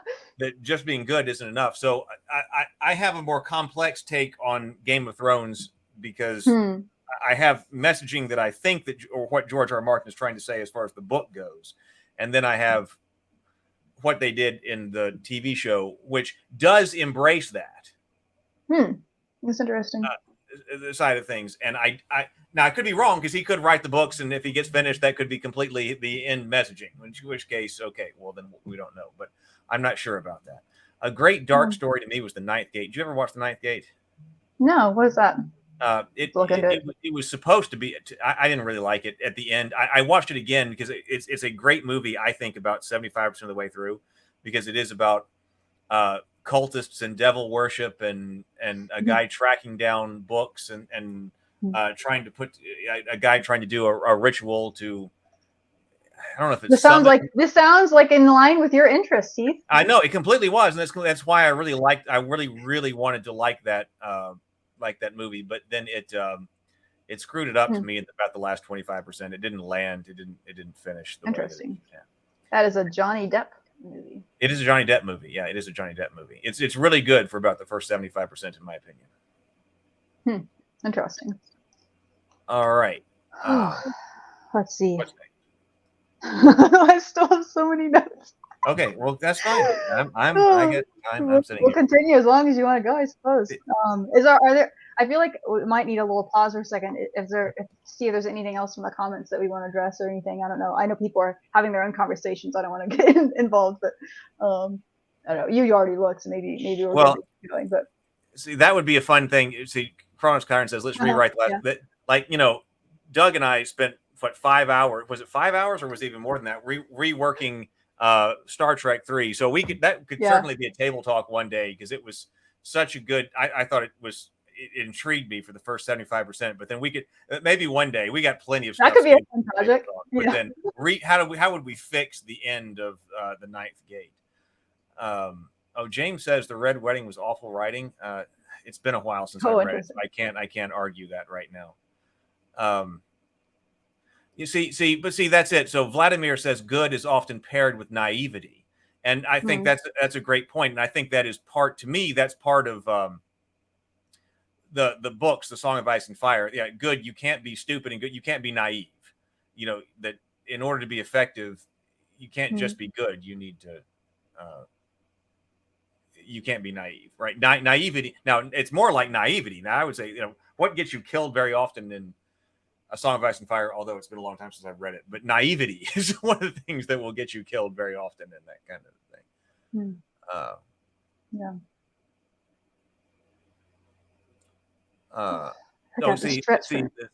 The Ninth Grade was great. Also, Eyes Wide Shut. We watched Eyes Wide Shut together. Did we? Yeah, we watched it together. I don't think we talked about Eyes Wide Shut. We didn't talk about it on the channel, but it was one that we just watched together once. That was a weird movie. It was. The whole time you're like, what am I watching right now? What is happening? Does it ever tell you? Not really. You're still like, what did I just watch? And there was so much conspiracy because the director died before it came out. So what you see is not even exactly. I know. I can really drink a little more water. I'm talking so much. I'm just scrolling through some because there's been a lot of commentary right here. We may have members only stream on this tomorrow. Yeah, from what I was glancing at, it looks like there are some people were having some conversations and debates amongst themselves. So glad we could inspire conversation, guys. That's great. See, look, I have my Satanic Temple sticker. Oh, the Satanic Temple sticker. Funny. Yeah. Pan Smith says, I think it's important to lay out in the context of games that require hard choices, good and evil, no gray. Now, here's an interesting thing, though, about gray when it comes to storytelling, because if you assume, as I do, if you were to assume that that there is always like an objective good and evil, but that sometimes it's hard to see that's what gray is, then what that can lead to from a storytelling perspective, I think, I'm not sure, I'm still thinking about this, but it seems to me that you would have characters making maybe dubious choices or choices where it's a little bit unclear, but there could still be consequences. So, for example, like if you're setting up, let me think. Okay, let me backtrack for a second. So we were talking earlier about corruption arcs and how you want to have, your character may be doing things that they think is right, but the audience disagrees. And I was saying, I'm not sure how you set that up, but maybe that is by comparing them with other characters. I just realized what it is. What it is that it has to do with what the consequences are for people's actions. So if you have an objective sense of morality as a storyteller in the story universe you're telling, what that looks like is when people make wrong decisions, there are consequences narratively. And if they make the right decision, then there are, benefits that come from that. So if you have like gray morality, you might have a situation where someone makes a difficult decision and there may be both. There may be both consequences and good things that might come from it. That's kind of interesting from a storytelling perspective, I think. I have a thought on that, but welcome back, Sable Phoenix. Yeah, I think Sable Cool. Sable's you got your membership gives you a gift. Hey, you can gift memberships. So if you're here and you would like to support the channel, but you'd also like to benefit the people who are around here, you can gift memberships to have That's members. Cool. The members only streams, I invite people on, so we have panel discussions about whatever we want to talk about. But I'm sure that our next members only stream will be like a panel discussion about this. I can have up to 10 people on the panel at a time on the show at a time. So if you want to be part of the members only discussion about this, join or gift some memberships, and then we'll see everybody. I'm not going to be here. Ordinarily, we do this on Thursday nights, but I'm not going to be here on Thursday night, so we might do this tomorrow night. Oh, TSL Frontman has also just joined. Welcome. Awesome. Thank you so much. I was going to say the opposite of what you were just saying, and some people had said. Oh, really? Yeah, I was going to say that because another way I think to look at this would be because you said it can sometimes be difficult to know what is right, but there's a different approach to that in which, and I forget exactly what philosophy this is, but I hear that when you're like, it's not hard knowing what's good, what's right and wrong, but doing that can be the really hard thing. So I think that should be brought up too, because, and especially from a storytelling perspective, you could also put that in there, that you have the decision and you've got this, and you're like, what's right and what's wrong is pretty obvious. Or, if the person sits down and you just chill and you breathe in and out for a few minutes, like, now what should I do? The answer should be obvious.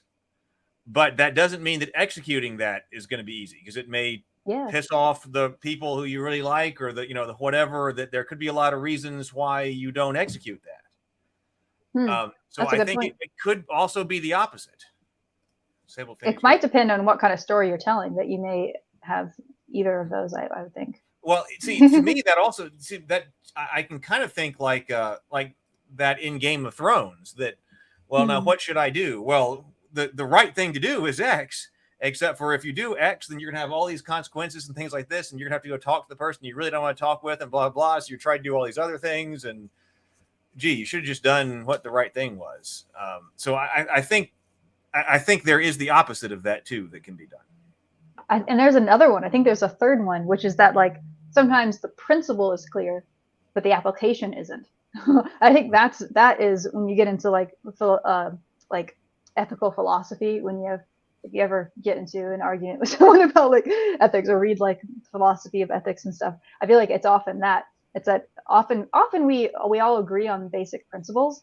That's usually, from what I've observed, I don't know if I'm right about this, but from what I've observed, it seems to me that humans, we pretty much have universal principles, but we tend to disagree on morals when it comes to the application of them. Like, is this particular action being kind to someone or not? Like, we'll disagree on whether or not this is the right way to apply a principle. And that's really interesting in a storytelling perspective too. It's like, okay, well, I can agree that this disembodied idea right here is how I should live. But then in the real world, it may be difficult to figure out, is option A, B, or C the correct way to apply that principle. Well, do you have do you have notes after that? Because we're in the comments. Oh, I do. So, okay. All right. Shall I continue to Sure. Brianna's notes? All right, sweet. I want to talk about Carl Jung next. So this is another thing that if I'm going to talk about good and evil, I have to talk about this. And this gets more to some of my personal favorite ideas that I talk about a lot in my stories.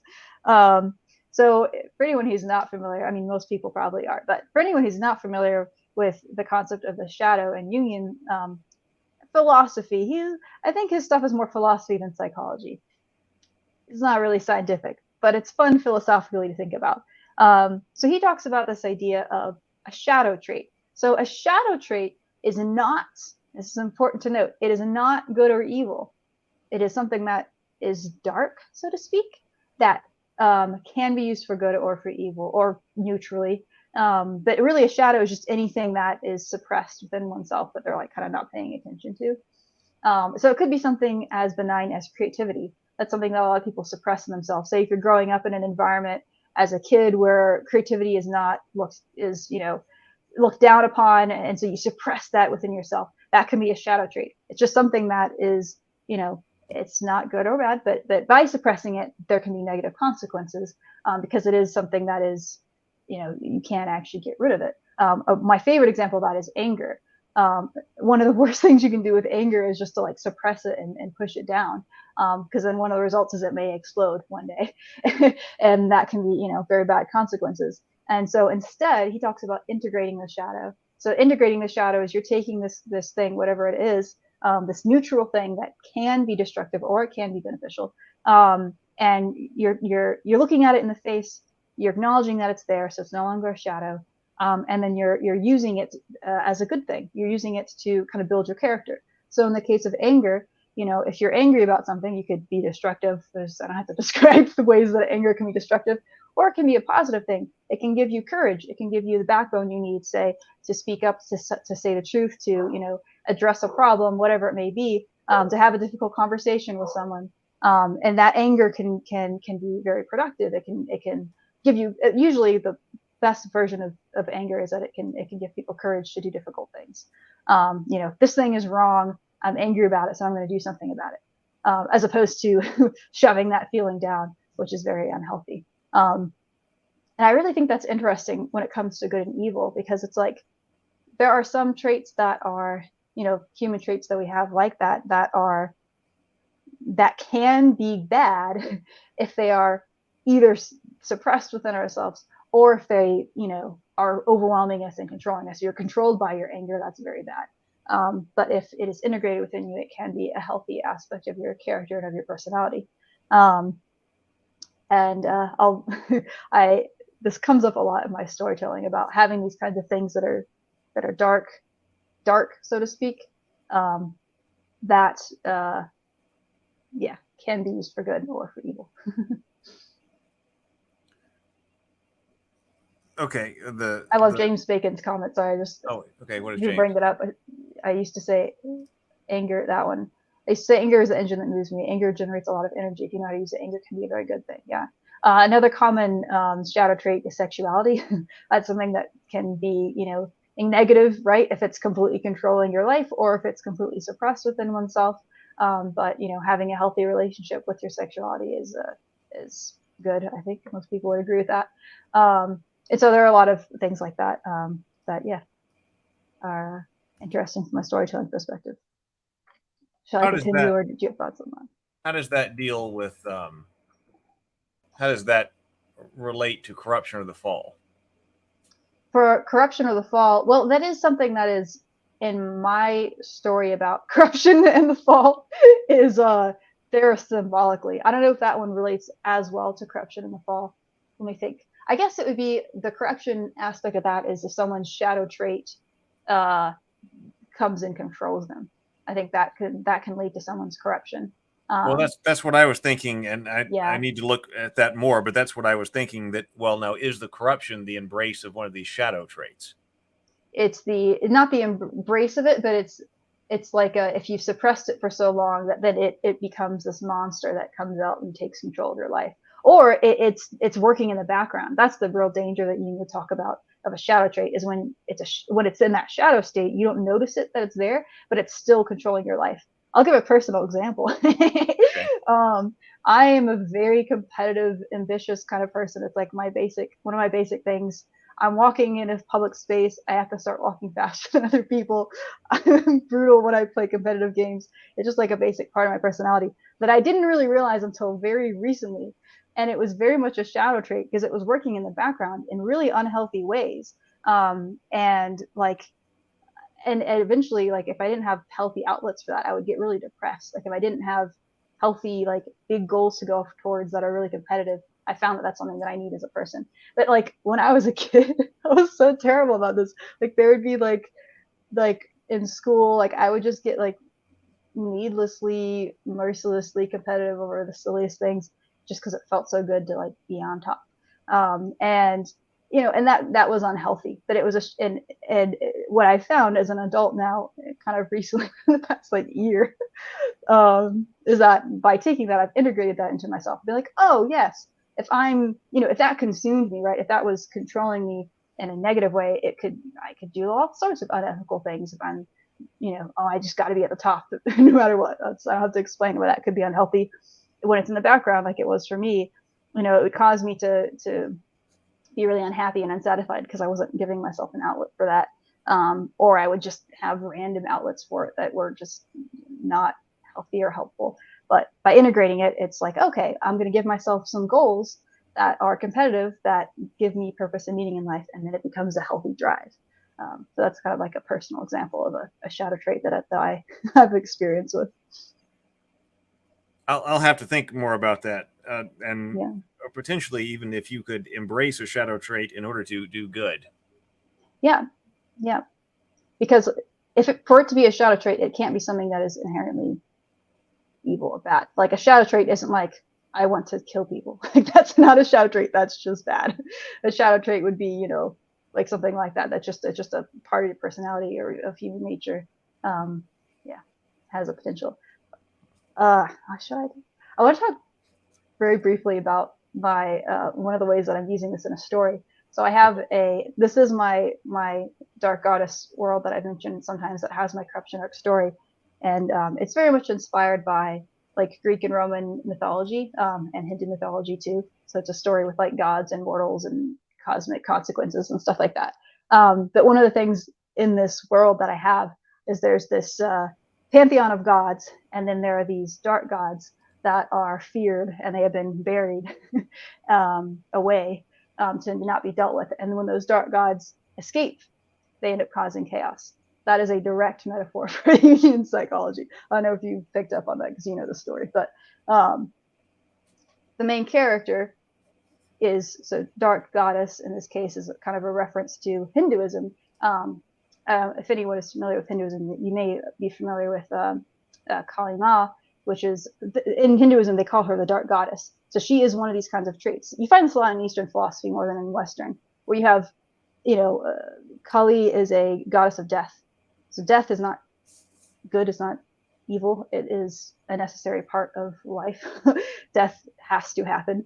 That's part of the way the system works within the worldview of this. And so she was really misunderstood. If anyone has seen the was it the second Indiana Jones movie, they have that goddess and she's just like an evil goddess. It's like Kali Ma, it's the dark goddess, and they're like, it's just like Westerners' misunderstanding of her is very it's just disgusting. They just make her into the evil. But in actuality, this goddess is seen as, you know, something that is dark, that has good and negative aspects. And so my character, she's called a dark goddess, kind of in reference to that, because she represents, you know, she would be a shadow trait in this universe, that she could go a good way or a bad way. Of course, because it's corruption arc, she goes a bad way. But that's just kind of a personal, an application to this that I've had in one of my stories. Well, and we've been talking about that. Brianna and I have talked a lot about that one on our private meetings on Tuesdays, talking about this that story and how it's been shaping up. And you've got one of those drafted already. It's one of the rounds that's drafted, right? Got it. There it is. Yeah, there's the first draft. I'm editing it. I'm working on the second draft. Yes. Yeah. Shall I move forward? I always have to check. I'm sorry? Shall I move forward? Sure. All right. I feel like I kind of already said this, but I'm going to just repeat it again because I like how I worded this in my notes. If you're going to just avoid all bad things, you know, all things that seem like demonic or whatever they are, I think that can leave you, operative word there being can, I think it can leave you morally stunted. Meaning that if you're never engaging with your own dark side, like in these, the way I say, like in these stories, I think it's healthy to do. It doesn't protect you. I don't think that protects you from darkness. I think it actually does the opposite. It leaves you vulnerable. That's why I like this idea of investigating your own shadows, and being able to, look at the dark sides of human nature. So an example that could leave you vulnerable. So let's say, for example, let's talk about anger again, or what would this be? What would this particular trait be? I guess like if someone, let's say there's someone who has a really intense anger and they've never really investigated that. They never really thought about what the implications of that anger is. They haven't tried to integrate it. It's just kind of there in the background. And then let's say they are in a situation where they come home. Let's say it's a husband. He comes home and he finds his wife cheating with a man. He may not know what he's going to do in that moment if he hasn't already investigated his own dark side. If he hasn't already integrated that anger and brought that under control, right? That could lead to a very dark situation, right? Those kinds of, when someone commits violence in a situation like that, it's a heat of the moment, passion thing. Someone's surprised. They're like, I didn't know I had that in me. A lot of PTSD, for example, from that people have from war is not from things they observed. It's from things they did that they didn't know they were capable of doing. And so I think it's important that we be familiar with our own dark sides. Basically, I'm just repeating myself at this point. But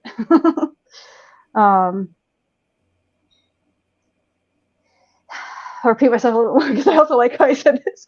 But like, if your goal is holiness and it's just to like get rid of this stuff, to like cleanse yourself of sins, I think that's dangerous, because you can't erase human nature, but what you can do is that you can cultivate your nature. You can grow your character. You can integrate your shadows. You can use them to intentionally make you a better person. Or else, because if you don't do that, they're still there. They're just in the background, and they can rule you. Yeah, and then of course, if a sin is like being gay, then it's very unhealthy to try to cleanse yourself of that. Yeah, I think I already said this. I was going to talk about like people that are evil they're convincing themselves that they're good. Yeah, because you won't see the potential in yourself. I kind of already said this. I really want to see more stories like that. To bring it back to storytelling, I want to see more stories with villains. Like a great example of this is in what's his name? Thanos. Thanos was a great villain because he was interesting because he had a philosophy, he had a reason why he was doing what he was doing, and he thought he was doing the right thing. So I want to see more villains like that. I want to see more, villain origin stories like that. I want to see more corruption arcs like that, where it's like we can see ourselves in the villain, so that we can self-reflect. These stories can be mirrors on ourselves.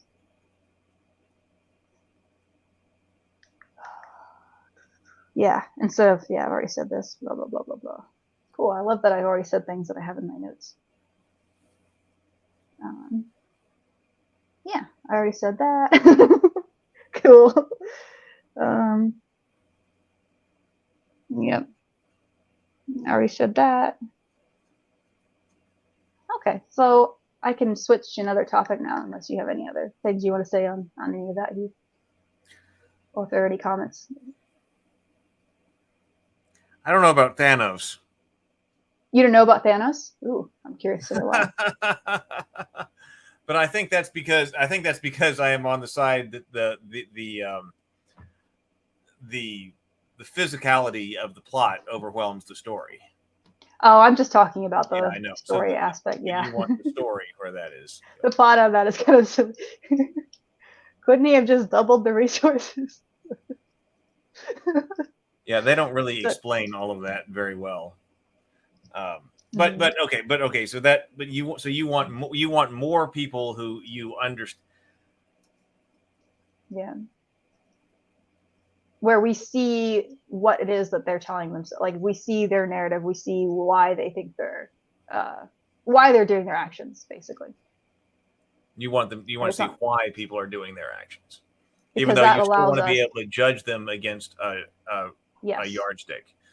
Yes, not to say that, oh, everything, if you look from another perspective, everyone's a hero. No, but to say that evil is often done by people who think that they're doing the right thing, and that it's healthy for us as individuals and as a society to recognize that so that we can do less evil. Yeah. Okay. All right. Next topic then. All right. Well, we'll switch gears a little bit. There's something else that when it comes to like good and evil that I think is really unhealthy. And this definitely goes beyond. It kind of has its roots in some versions of Christianity, but it very much is very common today in politics, probably even more so there. But it's this idea that what you believe makes you good. What you I'm sorry. believe It's makes you when good. what? What you believe as opposed to what you do. What you do. That is what makes you good. So this I see a little bit less in storytelling, but I definitely see it in like cultures around storytelling. So you find it in Hollywood, you find it in the publishing industry,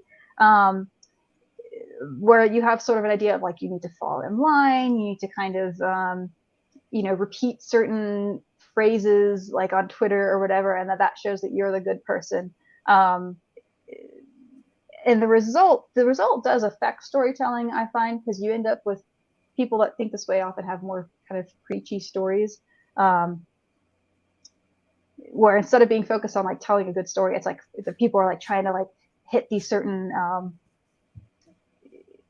so instead of like getting into the meat of like what it means to be human, what it means to be good, what it means to live well, what it means to like what a good life is, all these things that are make for interesting storytelling topics. Instead, people get really caught up in something surface level like identity traits, where it's like, oh, I'm doing a good thing because I have like whatever, I have a really diverse cast in my movie, and that can be great, but it's like if what's really the moral aspect here is how you're treating people. So like if you're still being prejudiced or bigoted towards people behind the scenes, towards real people, right? And it's not just like I'm telling a story with where I'm checking off identity characteristics. People act like that makes them good. And it's like, no, how you treat people makes you good. It's not whether or not you have you greenlit like a movie with a strong female character. It's how do you treat women, and so how are you treating the real women? How are you treating that the actor playing that character behind the scenes? Like that's actual character, that's actual morality. How are we treating people? And so I think that's kind of like around. It's not really in storytelling as much, but it kind of affects storytelling sometimes when people get into this, because I do think it comes from certain versions of Christianity where you're believing something and that makes you good. But it's I see it more in politics. Yeah. Yeah. Doing the right thing is not, I guess the sort of overarching theme that I'm getting at is that doing the right thing is not easy. And that if it's easy, we should distrust that it's hard work, I think, to build character. It's not, you shouldn't just be able to check a box and then be satisfied. You should distrust that. I've seen examples of people, never call anyone out, but I've seen examples of people specifically in publishing who act like this, who they have all the right, say, political beliefs, but they're terrible people. Like they treat other people terribly. It's like, all right, you did the easy work and you didn't do any of the hard work. Yeah. What do you think about that? Well, Factotum said, what you believe makes you good versus what you do making you good is the equivalent of Facebook thumbs up and being exactly an active for the cause. That's exactly what I'm talking about. Factotum? Yes. We're on the same page. And I think I would have said that I bet that a lot of those people who are giving thumbs up think that is doing something. Yeah, they do. Do think that's an action. So it's not just belief versus action. It's them thinking that is an action. So my approach to that is a bit different than that. That what they would your think approach they be? are doing something really important. They gave the thumbs up. Then and because that is an action. I mean, it's doing something. It's not just a private belief. They're on Facebook. They will give the likes. They will send the retweet on Twitter. They will put the right particular thing on whatever their profile is on social media. Right. So that is action, but that's very That's easy true. action. And you think at that point, oh, well, I've done something. So to me, that's not an example of belief versus action. That's somebody who is thinking they are doing some type of action to support a cause when actually that's this performative. I think we're talking about two different things that are very similar that people often do both in tandem. Because you're right, there is like an easy action that people will give kind of too much importance to. But there is a belief aspect too, because that will be like, I don't know, I don't want to say anyone in particular, because I don't want to get myself in trouble ever. But like there could be a certain phrase, for example. I'm sure people can think of plenty of phrases that people will go out and say as a way to say, look, I have this belief. It's very similar to saying like, I believe that, I don't know the Catholic catechism. So it's very like a catechism. People will have political versions of this. Honestly, I think kind of on all sides politically, you could probably find examples of this where it's just like a phrase that you say, and if you're not willing to repeat the phrase, it's like, ooh, you're a bigot. And it's like, that's not helping anyone. It's not doing anything. Oh, I said the words. So I guess to your point, there is an action involved there because you're saying the words, but it's that you're saying the right ones that is often important. That you are, repeating certain phrases, and having the right beliefs. And if you have something that even is a little bit nuanced or varies from that, you're instantly morally suspect. I've had issues with that many times. People I thought were my friends, I disagree a little bit on something, and then it's like, oh wow. All of a sudden I'm in a new category for some reason. See, the reason I thought that was different, I think, is because when you brought up the difference between belief and action, I immediately thought to a private belief that was something like belief in Jesus Christ as your savior, therefore you are good and independent of actions. That's a private belief versus external actions, where some of these are also actions. They're just really lame actions or performative. I thought you were going to give like an internal religious belief being good, independent of external actions. I thought that was where you were going when you first brought that up. Well, I think that's where it comes from. I think that the reason why we have that phenomenon, I think it comes from people coming from a predominantly Christian culture. So you have even people that may or may not be Christians themselves will still kind of think in the same ways to what they're used to, like, whatever permeates the culture. And I think that's one of them, that you have sort of instead of what am I doing to make the world a better place? It's like, which correct beliefs do I hold? And then then there's the performative aspect of making sure other people know you have those beliefs. But I don't know. There's a comment here from Factotum again that's probably relevant. This reminds me of the people who believe that having a Bible at home and going to church makes them morally righteous, but the atheist in the park feeling that feeding the hungry is morally wrong. Yeah, I think that's kind of a similar thing where it's like, just 1 second, we should focus more on our actions. And also, I think it's really beautiful, as sort of a side note, when you can have like groups of different people that have different beliefs that can get together around a common cause. Like when you have like interfaith, charity things like that. Like that is really cool. I really love it when those kind of moments happen. We need more of those. It's not really just storytelling. It's just,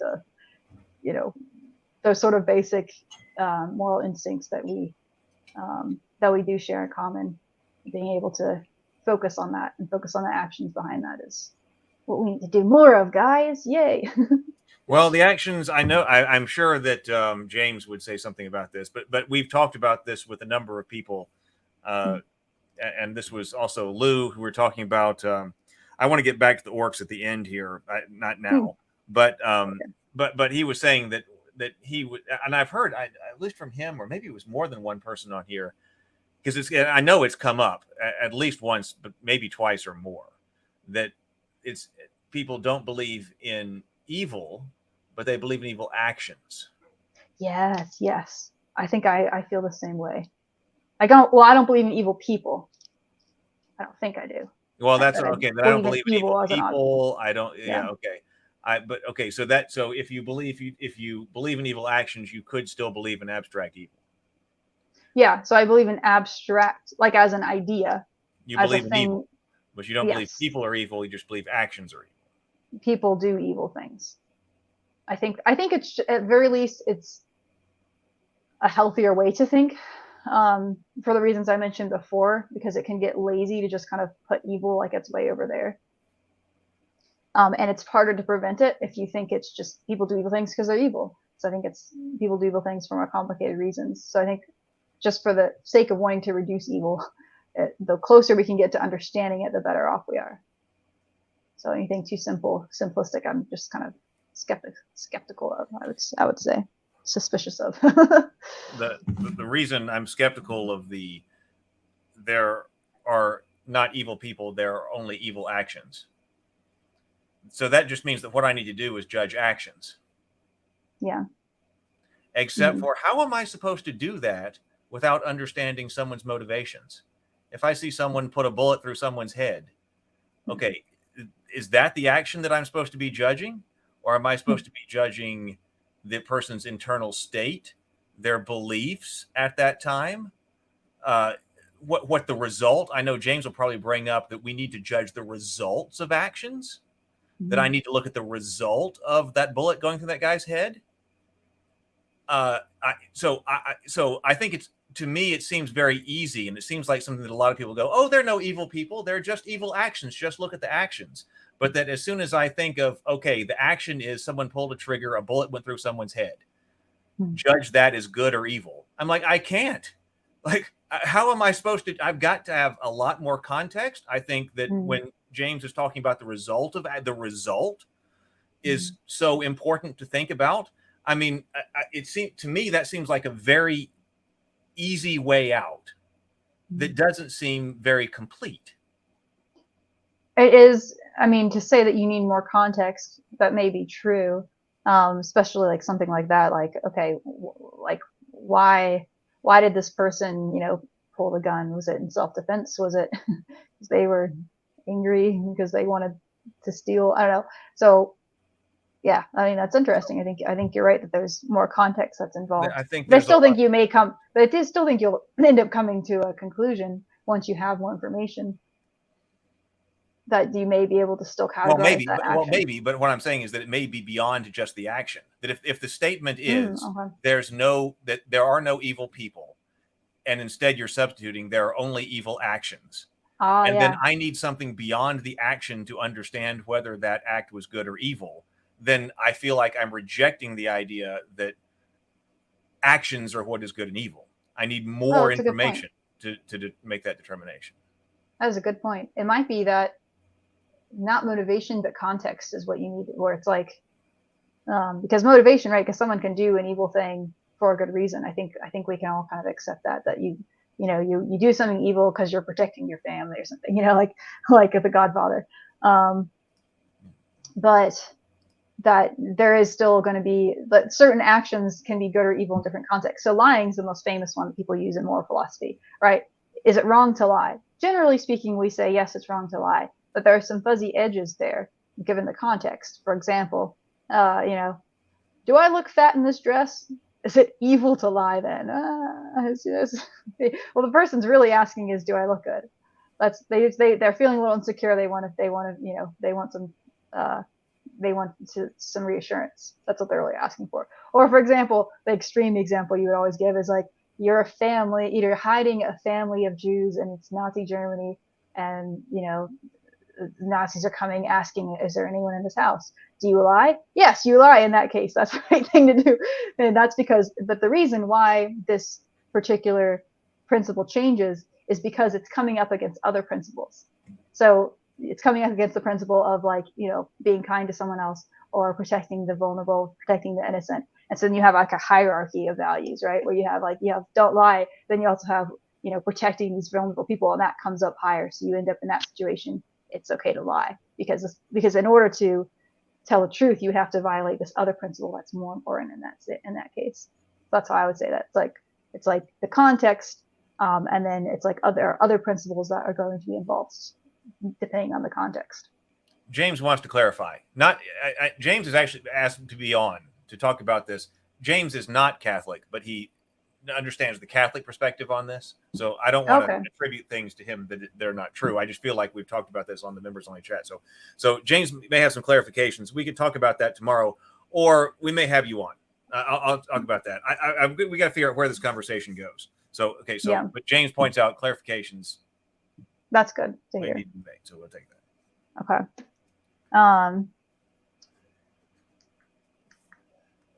Yeah, so when it comes to like, we're talking about, you know, kind of like a dark aspect that is neither good or evil in of itself.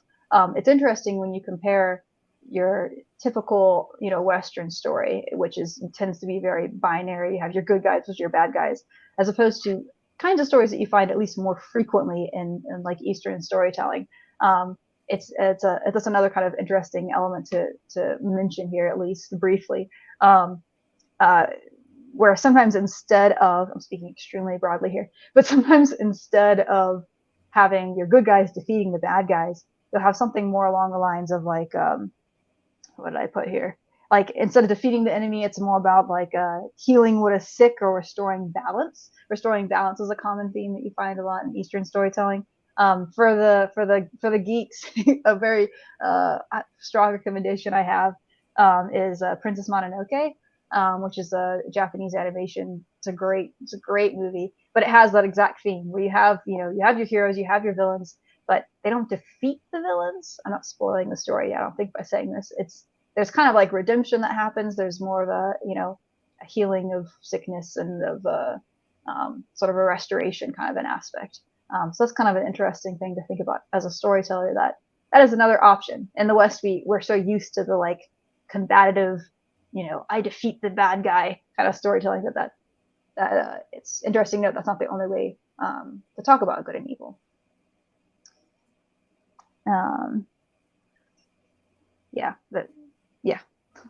The character. I guess you could think about that as having more like anti-heroes and stuff like that. Maybe I don't know if that's quite the right way to say that.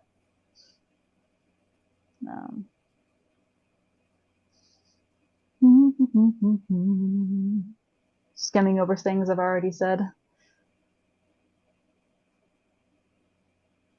Yeah, I've already said that. Nice. I had this underlined. I said, like, I followed the rules. Now I'm good. That's too easy. No, being good takes hard work. Yeah, I've already said this. There's like that other aspect of that, of being good, taking hard work.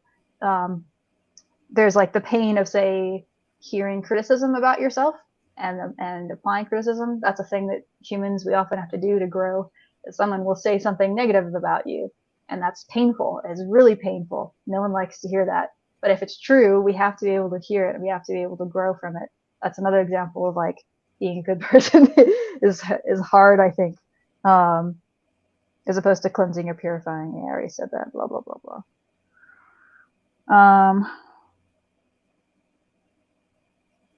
Oh yes, this is relevant to what you were just saying about like. Hold on, sorry, I'm reading my notes. I'm going to bring this back to Satanism for a second about talk about my perspective as a storyteller. Okay. Please do. Because I mentioned in my like corruption arc story about the sort of Jungian psychology aspect. But when it comes to talking about sort of that flip, like I was saying, something that draws me to Satanism, or something that I identify with creatively, so being able to call out something that is wrong and being able to kind of flip it on its head.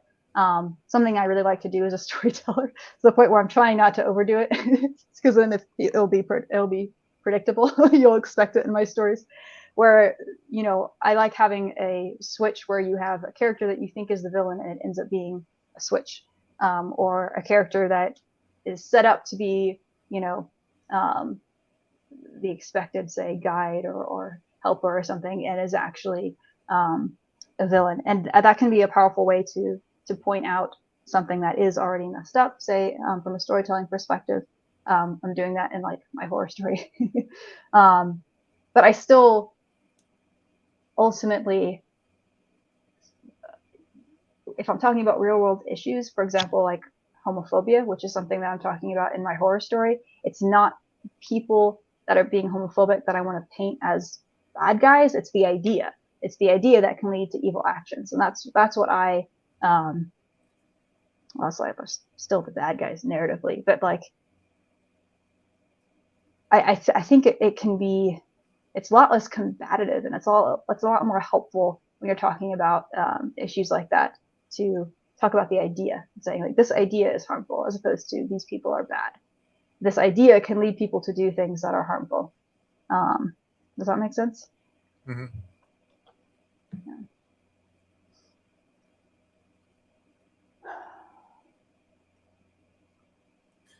Yeah. Oh, let's talk about the demonic real quick. Okay. You had this question. All right. Good. All right. What do you mean by the demonic? Well, because you had this question that you brought up multiple times about whether or not it's good to humanize the demonic. You could say it's bad to, demonize humanity, but is it okay to, to like when you have issues of like orcs or whatever, like okay. There's a recurring theme for you. Yeah. Can I set that up? That's the question. Yeah, I was about to say, let you set that up. Entire line of multiple conversations with people. Yeah, why don't you set that up? This is a Heath thing.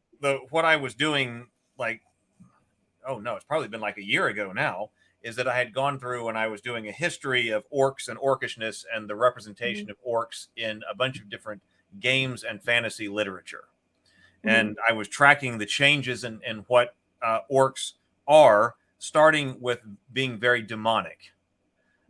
And then progressively becoming more and more person-like, human-like, but also person-like, becoming more and more persons, becoming more and more human.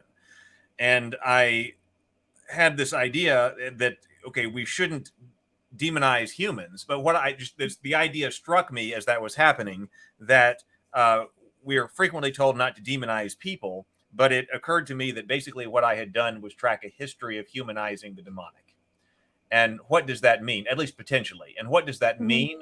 What does that mean for the representation of evil in stories or in our society? Or what is the belief about that in our society? Whether or not it exists. And in fact, we talked to some fantasy authors like Lou, who said explicitly that he had a problem with orcs being evil because he doesn't believe this is the people can't be evil, that therefore the orcs should not be evil.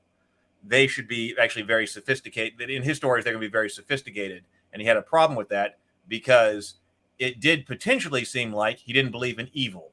And so if that's a shift in society, then I would say, well, of course, then we're going to take something that's evil and we're going to increasingly make it more human-like if our society is going in a direction where we don't believe in evil.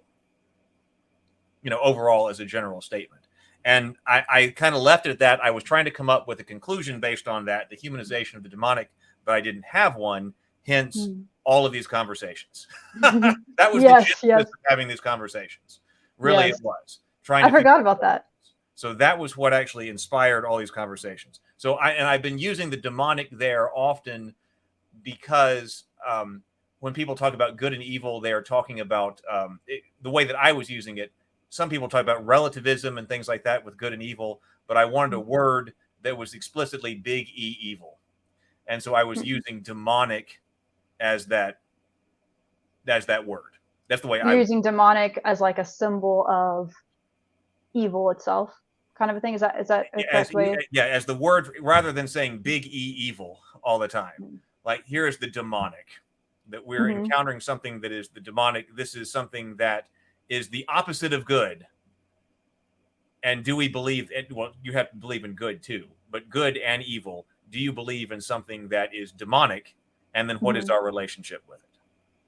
That's interesting to put it that way, because then it's like, to think about it narratively, it's different from what I was thinking about like if the demonic is used narratively to talk about a representation of objective evil, what does it mean to humanize it? But here's what I think is going on. Here's my response to this. Wait, hold on. Let me say, where's I going? Yeah, go ahead.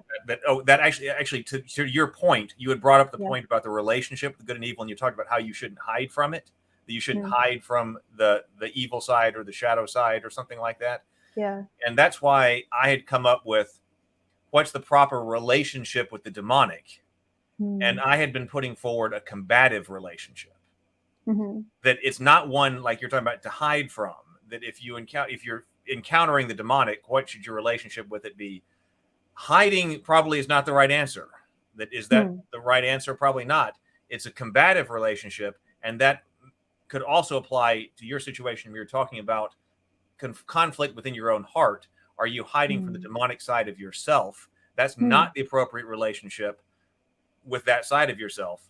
It needs to be a combative relationship with yourself. Potentially. That's what I was thinking of when you were saying that. So that's interesting. That concludes my arc there. But yeah. So yeah. So where are you going from there? Yeah. That's really interesting. I'll have to think about that more, because that's not how I'm used to hearing the phrase demonic. I'm used to hearing it in a more like Pentecostal way. So here's what I think is going on, why we're seeing more of these kinds of characters like orcs being humanized. It's because demons don't exist, right? That I think society is coming, I'm saying this broadly, let's say Western society, whatever, like we're coming to a point of few and fewer people thinking about literal demons as a thing that exists. But what we are seeing is more and more of an understanding of evil being a part of human nature, like I was saying earlier. And so to me, if we're humanizing, like to me, there's no such thing as humanizing the demonic, because I don't think there is such a thing as the demonic in the real world. Maybe not in the way that you're saying it narratively. I think that's kind of different. But to me, that's just a healthy form of no longer demonizing the human. And I think that if we're seeing more of that in our stories and our movies and games and whatnot, I think it reflects a growing cultural awareness of good and evil as being nuanced, in the sense that it is something that real normal human beings do, and real normal human beings are complicated and they have layers, and so it's not a disembodied evil agent that is only represented by evil. That, in other words, evil is committed by people that are complicated. So to me, I think that's a healthy thing that we're seeing more of that. But it is interesting, because we're losing sort of an archetype, perhaps that maybe you can make an argument that there's that archetype might have its utility, of like having evil as this like, having an enemy that is just completely evil, like especially in fantasy context. You can get away with that like in fantasy or horror, for sure.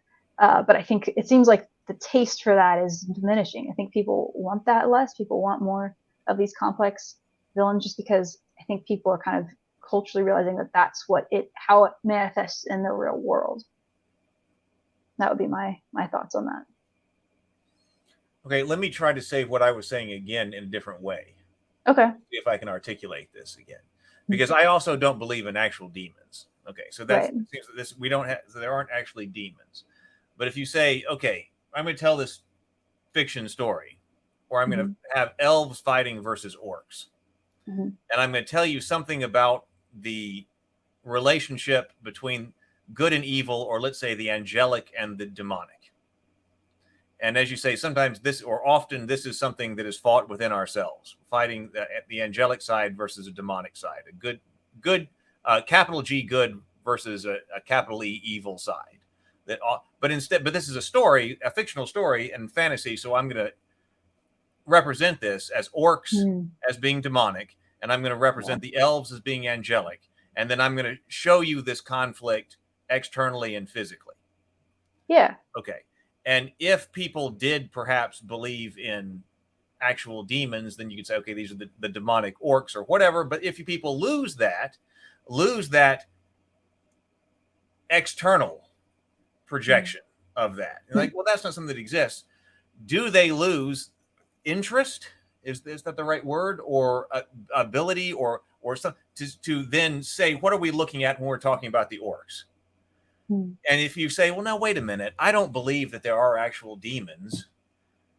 Am I saying something about the belief in evil? And then if I start to humanize the orcs and all the stories that I'm telling, are we starting to say something about the evil within ourselves? Yeah, I don't think so. I could be wrong, but so. I don't know. Think so. But, because, well, if you don't believe in evil people,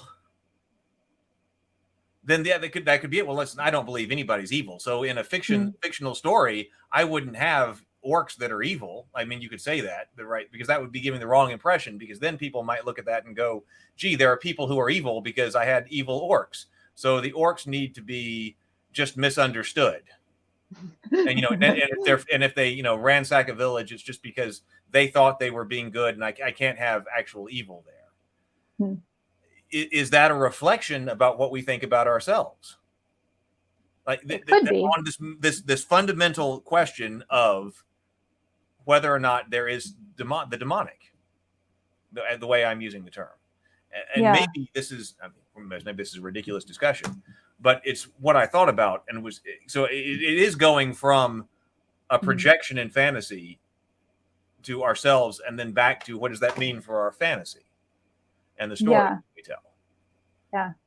I'm inclined to, and you know, this is just due to my own biases, I suppose, because it aligns more with how I see things. But I'm inclined to think that it's not that we're rejecting evil. I really don't think humans, like most people, are able to just like completely reject. Like you said, like there's some people out there who are relativistic, but they're so far and few between. Well, I'm not. I'm not sure. I said that earlier, and I'm not sure that was right. I said that offhand, and I'm not sure that I was right.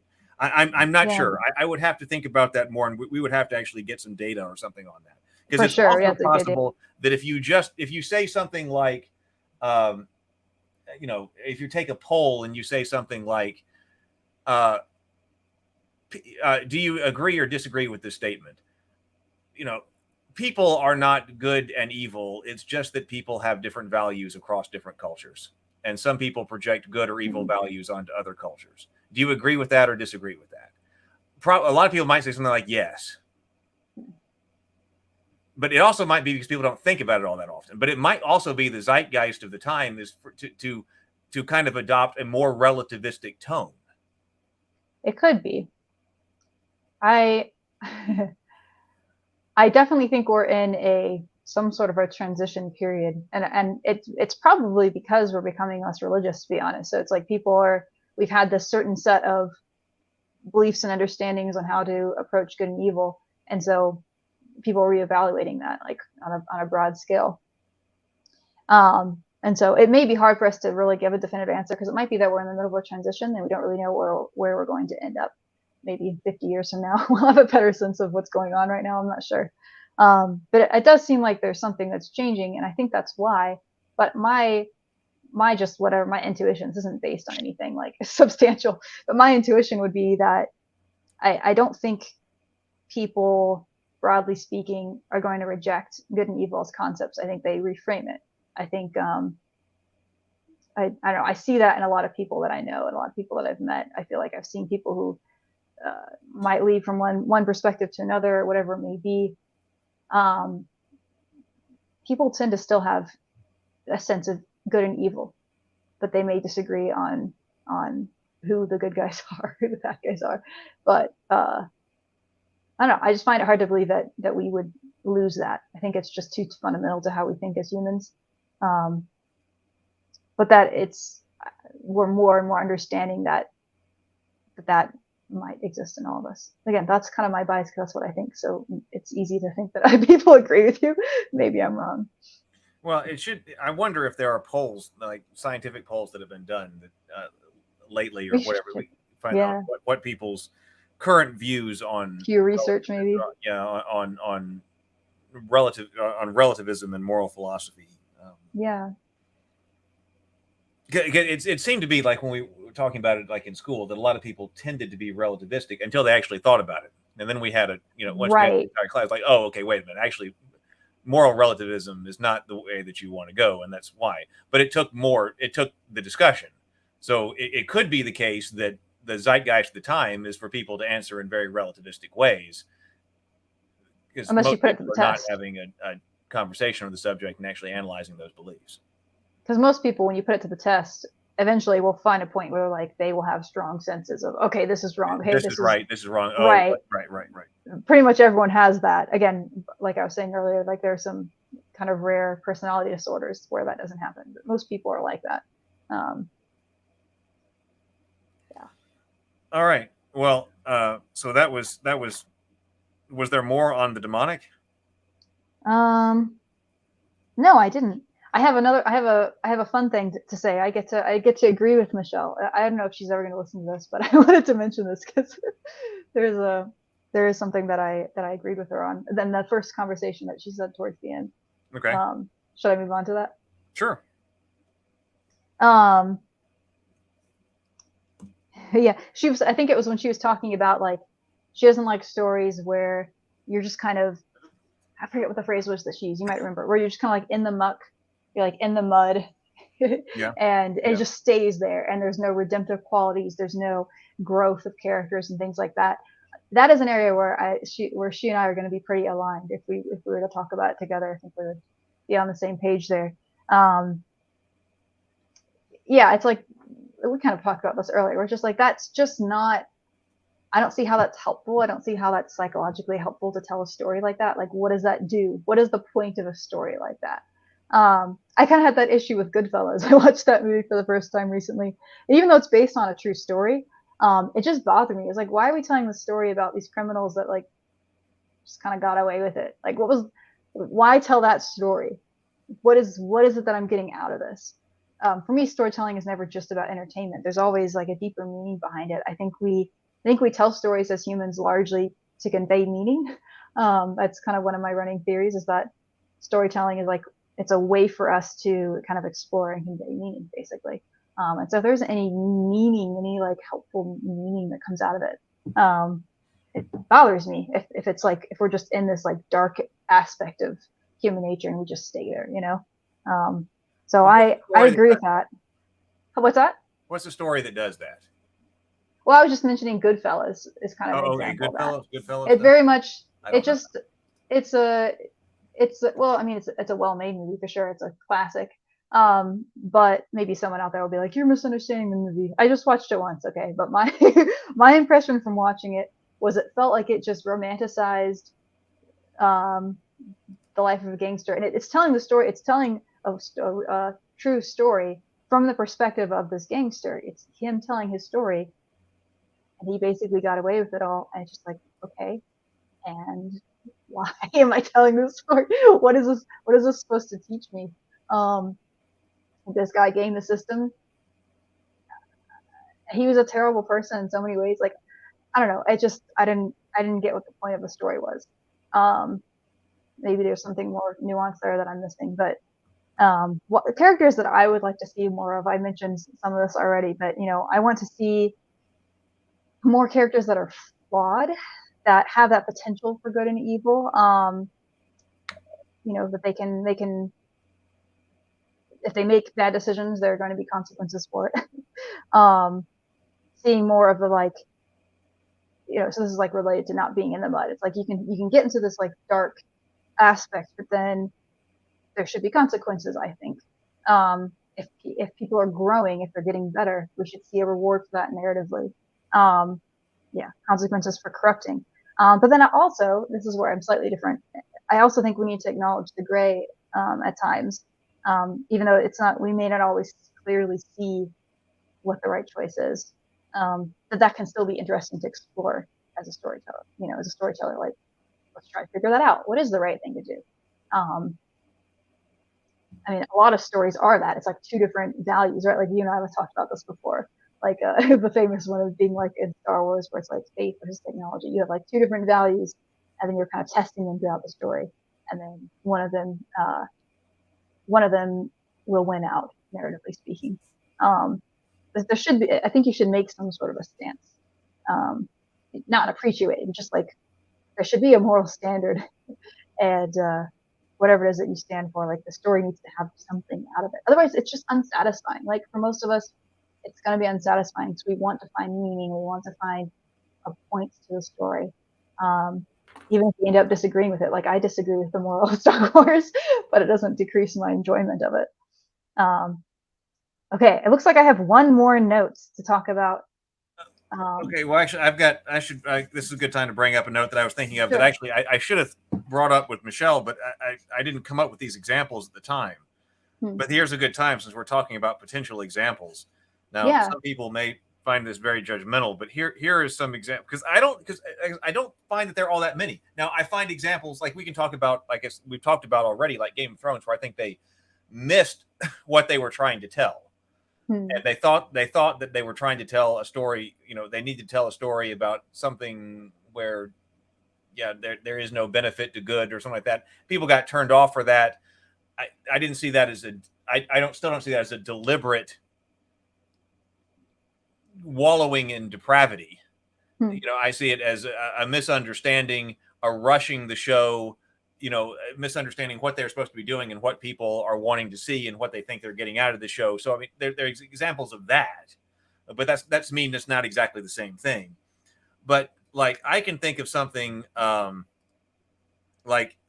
examples, like, have you seen the movie Saw? Oh, I have no desire to watch that movie. Okay, why not? I don't want to watch torture porn. And also because I think I already kind of know how it goes, and it's a similar thing. It just sounds like a guy that tortures people, and then the end. That's my understanding of what the movie is. I don't know. Okay, but I might be wrong because I haven't seen it. Well, see, violence by itself does not bother me. Like just on face, okay, there can be violence in this, but I typically, and this was I watched that movie before I had a more nuanced understanding of horror that I have developed since all of our conversations over the past year from the Geekverse and all of that, and before I got involved with like reading Lovecraft, and well, I guess I had read, but back when I still had an over association of horror with slasher films. So I had seen that. That was not anything that I possibly would have been interested in watching at all. But I had a girlfriend who wanted to watch it. She was into horror of that type, and so let's watch this. Let's watch this. And I sat there, and I was like entranced by it in a certain way. I was like, oh my God, what's going here? But I kept thinking that something's going to turn around. Something is going to.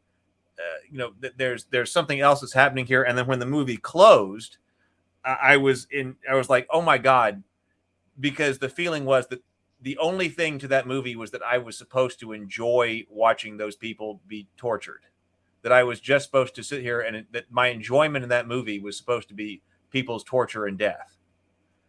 Might be correct.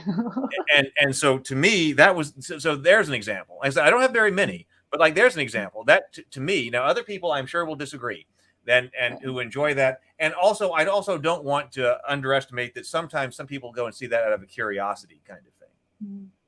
Okay. That they're not really into it, but this is like, really weird, and it's curious, and there's a curiosity for people to go and see it or something like that.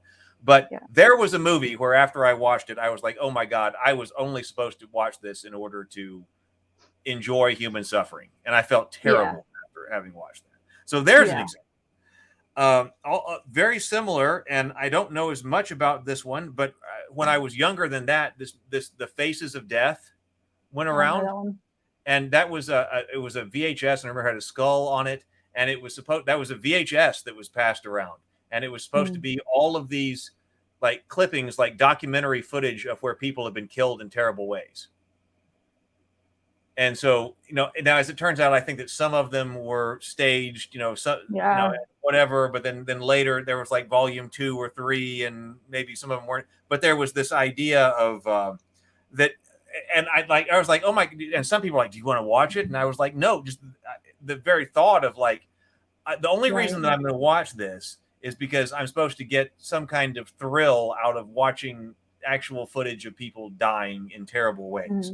So I had that same kind of reaction to that, and even to Final Destination.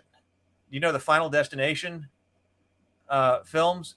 So Final Destination, it was a teen thing, and the first one came out in 2000, and it's more campy than the other ones. It's more campy than the other ones. But the idea is that you've got this group of teens, and for some reason they escape death. Like early in the film, like in the first, 10 minutes of the film. Something happens where they're all supposed to die and they don't die. But then as a result, death is after them, and they die in horrific and gruesome ways throughout the rest of the movie until they are all dead. And so even though that one had a much more campier feel to it, it was still like, because I watched the first one and I was like, my God, I'm watching this because it has no like great overarching plot, or it's just that, hey, watch how horrible these people can die. So, Right. so actually, I did end up with some examples, and I don't know why I didn't think of like Saw when I was talking to Michelle, but I didn't. Yeah. But there are some examples. Like I said, it's not many, but for me personally, and I'm only talking personally here, like you gave your caveats here, because I also understand a curiosity factor at times. So I'm like, but the thing that connects all three of those to me is what you were talking about, that I'm sitting here and I'm supposed to take joy in human suffering, which is completely different from violence like in Saving Private Ryan, where they all land on the beach. You know, you're about to see an extremely violent scene, you know, of the attack on Normandy, you know, Normandy Beach. Right. But at no time when I was watching Private Ryan have I ever felt that the purpose of that movie was for me to enjoy those people dying, you know, or their deaths. That the movie had a much greater message to that than it did. Much greater message, you know, is supposed to, you know, and then in a sense that it's going to show this violence out of respect to these people and what actually happened, you know, and then people can get into the realism here and there. But, you know, okay, we're not going to we're not going to glamorize, you know, landing on Utah Beach or something like that. We're going to show that. And that's why I don't have a problem with violence. But to me, so there is something when I think about the subject and approaching the demonic or something like that. And actually that may have come up. Somebody, I think it had even put in the chat or something like that. You may have put it in there too, because I know that someplace like, what was that? Sadism may have been brought up in the chat, that if you are taking delight in the suffering of others, that one seems like a red flag to me. I personally don't want to be a part of. Yeah, I'm going to try to do my best to steel man. I don't know, because again, I feel the same way as you. I'm completely turned off to movies like that. I'm going to try to see if I can give people the benefit of the doubt. Here's what I think might be going on. I don't know if I'm correct, but I think it may be that some people that like to watch those movies, they're just getting a different emotion than you and I are. That for them, it's something like, you know, you're on a roller coaster and it's terrifying. I'm screaming, and you know you're actually safe, but it's because you're not actually falling. It's kind of like a simulation of fear, and that can be thrilling. I think for those kinds of movies, that might be like, some people are just wired in a way where they experience a certain kind of a thrill. It may not be sadistic thrill. It may just be kind of like a, you know, you're tense and you're scared, and then, oh, that was fun, and it's not really any deeper than that. I don't know. That's the best that I can understand, because when I do enjoy a horror movie, it can be like that for me. But I still want there to be a point, I suppose. So I don't know. Maybe something like that. I mean, I can go with that. And also that one of the reasons that I said that I could understand it from somebody's perspective is sheer curiosity. Yeah. That okay, there could be like, why am I going to go see this film? Because death is something that fascinates me, you know, because we don't encounter it, generally speaking. But then, okay, now here is something that's going to, the face of death, look into the face of death. So I can see, especially like in teenage years when that was coming out, like the draw of, oh my God, like looking into the face of death or something like that. So that's why I'm not judgmental about, like, okay, in those situations, but that's still not something that I would just go and see. But then after I had actually seen Saw, I had no interest in watching it again or going and watching it. Right. That one took a lot. So that those are my examples of the closest that I come to that. Yeah. So I don't know. I want to be. I don't want to judge people that watch movies like that, because I want to at least give the option that maybe I don't understand. I'm just experiencing a different emotion than they are. But that is the emotion I get from that kind of film. I'm just like, that just seems just depraved. Like, what's the point? Have you seen Seven? But no, that's we should watch Seven sometime. But see, Seven is a great contrast to that, because Seven is pretty brutal.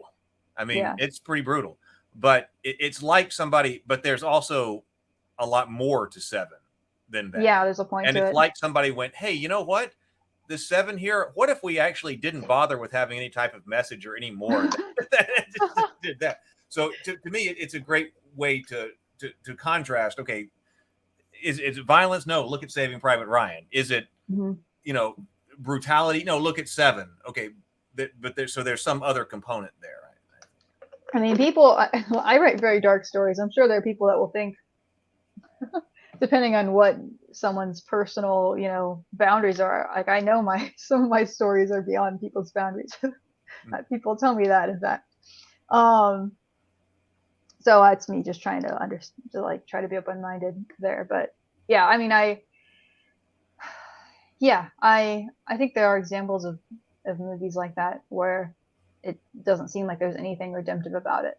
And I certainly am with you that I want a story to have a point. Otherwise, I just don't get anything out of it personally. Should I get to my last point? Yeah. All right. Go to the last point. That sounds good. All right. So if we're talking about, we're on the topic of like what these kind of things reflect about society and like what we might want to see more of. There's one other kind of small note that I have, which is I feel like we have a little bit too many in terms of flat characters. And this is one where I feel like I should sit down and think of more examples of, because maybe it's hard to justify it if I don't have a good list of examples. The only one that comes to mind recently that actually inspired me to think about this was The Woman King, which I liked that movie a lot. But it was yet another example, or I feel like there's been a lot of these. I need to think about it more. Where instead of having a character that changes, so a character that is growing and becoming a better person, or perhaps the opposite, they're declining and becoming a worse person. It's like a story where the character already kind of has this inner truth, and they have to find it, and then they share it with the world around them, and they change the world around them. There's definitely a place for that. That's a perfectly valid way to tell a story. But I think if you have too much of that, that might reflect a culture that is like overly obsessed with this sort of hyper individualized, got to find my inner truth kind of stuff. And I think too much of that, if that's imbalanced, is unhealthy. Because again, it's getting us to this point where we are culturally so concerned with like each of us expressing ourselves instead of like growing as a person and becoming a better person. So I think that can be balanced with just a little bit more of a perspective on, kind of an outward look on, how am I affecting the people around me, and showing more of those characters. Like, I feel like I just crave more of those, of like the heroes that learn a lesson and grow. Like, it's so simple, but I don't know. I feel like I want more of them. Yeah. So I don't think I don't think, again, that kind of story is bad. I would like to see more of the other ones. Yeah. So one other thing on that note of being in the mud and staying in the mud. Obviously, I don't think that the way to get out of the mud is to be more like God, but having examples of growth in storytelling, I think, is really healthy. Of having characters that we might want to aspire to be like, and the other side, which is having cautionary characters that we don't want to be like. I think both of those are great. I want to see more of both of those kinds of stories. And those are definitely the kinds of stories that I'm interested in telling myself. So that is basically my perspective on good and evil in storytelling and in society. Those are all my notes. Well, that was fantastic and a lot, as yes, all the conversations that with you are. You and Doug always bring all kinds of stuff to the conversations. And it's important, I think, since we've been talking about directly the corruption arcs, the fall arcs, or something like that, since we're talking about moving from good to evil, it's important to have a discussion about what good and evil is. But I don't know did we come up with any type of, well, okay, how would you conclude that then? That's a good question. So that's I'm trying to think of this in the context of, has any of this conversation, although been very, not just with you, but I'm talking about the whole arc of many people's conversation, like what has happened, how is this advanced? Is it useful? Is it helping us to understand something? I was trying to think about that in the context of understanding the humanization of the demonic. Like, have I developed new insights as the result of having spoken with people, and what, about whether or not we should have evil orcs and things like that. And I don't know, but also when we're talking about good and evil, going from the ultimate good to the ultimate evil, do we have some kind of, or do you have some interim, we don't call it a conclusion, but some kind of interim conclusion about what it is that we're talking about when we're trying to, when we're trying to write an arc like that? And from the perspective of a storyteller, because broadly, when I'm talking about good and evil, I'm talking about, like I was saying, like, I think morality is just a set of instincts that we have in terms of how we treat other people. And it has to do with being consistent, being someone that people can rely on, that people can trust. All those like basic values can all fit into that. With the exception of, just a side note, the exception of like cleanliness related morality, which I actually tend to almost always reject. It's kind of another conversation. Sometimes morality takes a form of like purity and cleanliness. I think I've already kind of shown why I don't accept that kind of morality. So if we're talking about good and evil, then to be good is to be the kind of person that can collaborate with others and and is trustworthy and all those things, all the traits that we associate with that. And to be evil is to do the exact opposite of that. It's the worst extreme version of antisocial behavior, I suppose you could say. And what does that look like in storytelling? It's not going to be a simple, easy one sentence answer, but it's going to be, I think, good and evil in storytelling. If we're going to have a story that has a moral stance, it's not relativistic, then you're going to have some sort of principle. Usually, I think each story is going to focus on a single thing. Like, you're not, or a few things. You're not going to describe a whole moral philosophy in a story. It's going to be like, something like serving others or being selfish, something like that. Like, you're going to be focused on something, or it might be, maybe two, maybe three things in a single story at the most. And we're going to see that there are consequences narratively if a character does the wrong thing, and that there are benefits that come narratively when they do the right thing. And because of that, we can establish from a storytelling perspective, this is what we're saying is right and wrong. And then our character, depending on what kind of an arc they're having, will do one or the other, or they'll do both at different points as they're growing or as they're declining. That's kind of a roundabout way to say all that, but I don't know. I just don't think it's simple. So if we're saying, okay, well then let me take this stab and say, so if you believe that something about what is good and evil, or if the definition of good and evil has something to do with understanding good being something that's innately encoded in humans as a social species over lots of evolutionary generations and years, something that's become innate in us, then taking something like the ultimate good would be something that embodies all of those innate principles. Now here we've got we got an innate goodness here, which is interesting. In this interpretation of something, we've got something that's embodying this kind of innate goodness, and then to go counter to that would be evil. So when you are acting counter to that, you are going evil. And like you were talking about, you want an explanation. You want the story to give an explanation as to why that person all of a sudden goes counter to what their innate senses are. And they have a reason for this that they are rationalizing, but that you want the audience to still measure that person according to their innate sense of good and evil. And so to me, that's where I think I would go with this. If you're taking that sense of good and evil, that you're going to have this yardstick of good and evil inside ourselves. You're going to have somebody who's embodying all of that good, which is how we treat people and all of that. They come up with some reason why they should be doing the opposite of that. And then the story is showing you why, still measured objectively, that's wrong. Yeah, I think that's I would stand with that. Yeah. Okay. Well, that's is I have not had enough time to think more about our structure. Like I want to, but I want to a lot more because I think it's so interesting. But it's probably correct that this is a good conversation to have, because if you're talking about that, there can't, some people are saying that do I want a formula? No, I don't.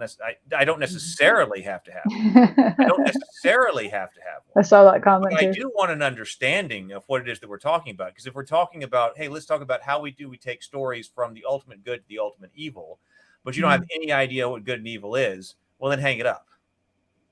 Like if you don't have an understanding, then just hang it up. So you've got to have an understanding of what it is that you're talking about.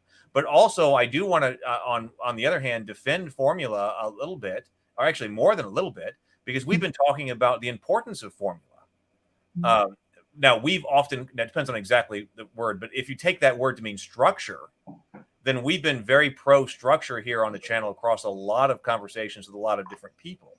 So if you're talking about a structure of a story where we have good guys and bad guys, and how you go from one to the other, then yeah, we've used the term formulaic to mean something else, but structural, that's not out of the question at all, because we talk about story structure. We've been talking about a lot of that. So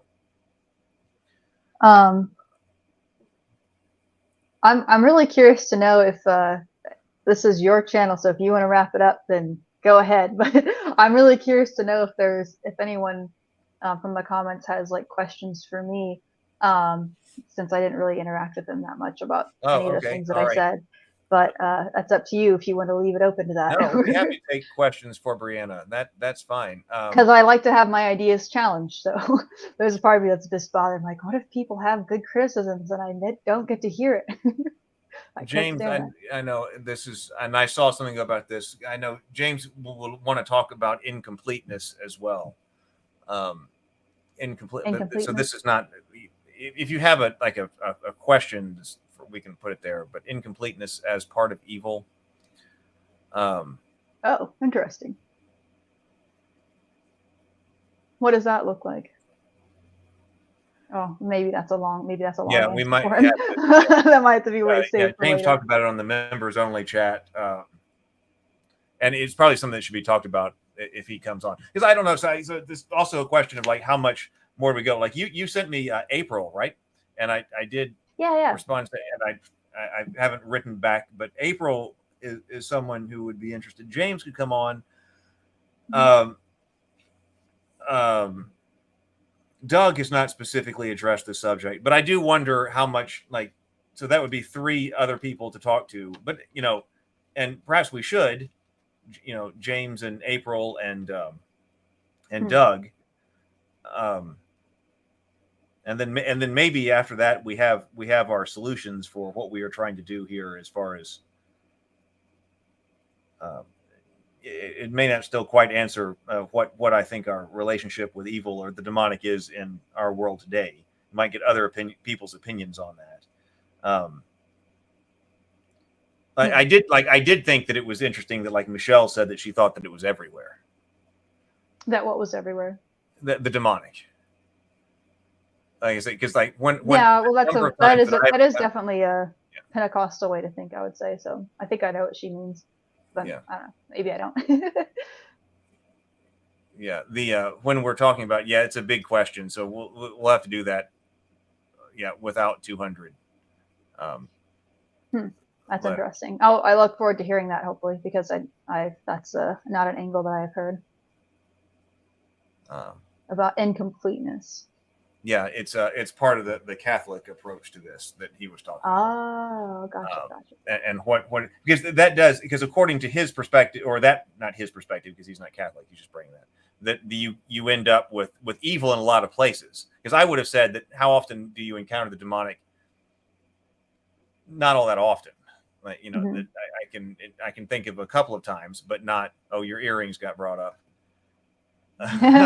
Thanks. I was like, there's not very many opportunities I can wear them without people being like, oh, why are you wearing that? They're like, this is a time where I can wear them. Usually I wear it if I go to a satanic event. Okay. Well, if anybody has questions, we'll give a little bit more time for people to put in the other kinds of questions. But people have seemed to have really enjoyed this. Or criticisms or whatever, but. So maybe we can questions, criticisms, challenges. Yeah, I feel bad because I feel like I had to get warmed up a little bit. I don't think my beginning statements were as clear as I wanted them to be, but I think overall I ended up communicating everything I wanted to. So. Well, I hope I did too. I hope I did too.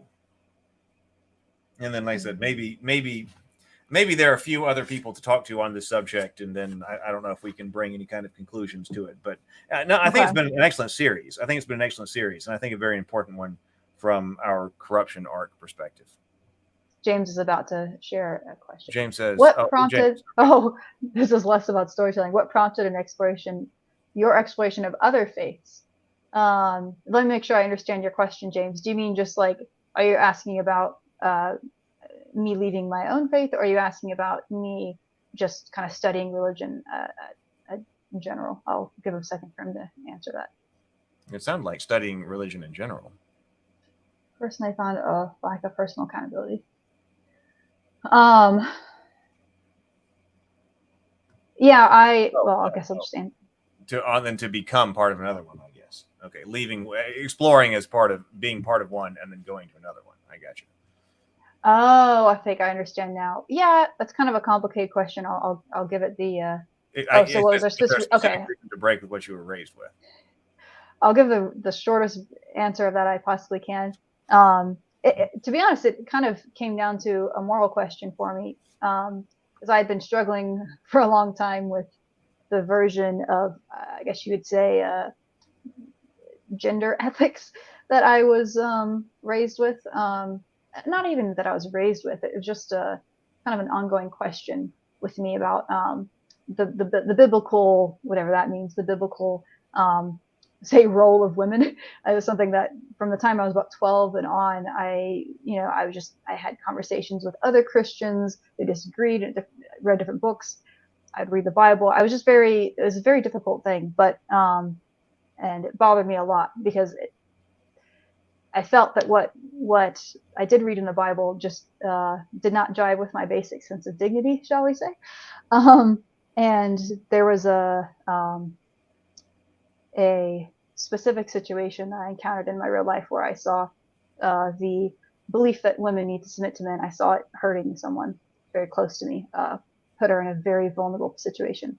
And that made me realize, I was like, this doesn't make any sense. So that was the first thing that I questioned. And then after that, I just ended up questioning other things. Specifically, me being a lesbian was part of it as well. But, I eventually, I ended up landing in atheism, as I mentioned, but I did miss certain aspects of religion. And so that's kind of why I was interested in Satanism. But I also, I've mentioned kind of Eastern thought, and that's because I tend to like certain aspects of other religions too. I've done a lot of like comparative religious studies just because I find it interesting. I really think world religions are interesting. I definitely taken a lot from like Buddhism and Taoism, but not all of them. I have criticisms of those religions too. But yeah, I don't know if that answers the question. It's just I think yeah. I know Doug has been reading this. I have not gotten to yet, but I do have it sitting right here. So maybe Sable will come on. Oh yeah. We should plan for that to do like the three of us read it or something. Doug was saying it was really inspiring him to get back to creative writing. So I know Doug was really enjoying it. Yeah. No, you're fine to ask, James. He's asking if it's a personal question. It's not that it's personal, more that it's kind of a long story. That's the shortest version of the story. Yeah, I think later we should talk about the War of Art too. No, okay. Have I read that one? I need to. No, I have not read that one. In fact, I should really reread that one and apply it over the next 6 months. All right. Well, Brianna, hold on. Let me bring up your newsletter. Hang on. Yeah, that is launching tomorrow. Finally. Wrap this up. So let me bring up. Here is where you go. I'm gonna drop your link in the chat. That is starting tomorrow officially. So, Brianna, tell people about it. Oh yeah, sorry. So I have a newsletter that I'm relaunching. I pretty much don't use social media anymore. This is going to be from now on my main way of communicating with people. It's going to go out once a month, where it's basically just me giving kind of the behind the scenes insider's look at different projects I'm working on, both as a novelist and a filmmaker. So if you want to know what I'm up to, I will be sharing stuff there that I won't share anywhere else. I also get a little bit more personal in my newsletters typically than at other places too, just because I can have more room to talk. But yeah, so that is there. I'm excited to start that. And like I said, it'll be once a month, so I won't like spam your inboxes, but that'll be the way to follow what I am up to. All right, Oh, everybody sign up there. Yeah. You've been asking where to follow what Brianna's doing, so that is the place to be. Please, that is the place to be. Sign up. So you said the first one goes out tomorrow. So sign up tonight. Yeah, first one goes out tomorrow. First one tomorrow. So there we go. All right. Well, thank you so much for being here, Brianna. Yes, thank you for doing this. I really enjoyed it. And thank you for everybody who's been in the chat. It has been fantastic. Yes, it has been a fantastic stream, as Tomocrat says. I will see everybody, assuming no technical problems tomorrow. I will see everybody tomorrow morning, and then probably also we will do a members only stream probably tomorrow night. Because typically I've been doing this on Thursdays, but I will not be around Thursday night. So we'll probably do that tomorrow. All right. Awesome. Later, everybody. See you in the morning. Yeah. Good night.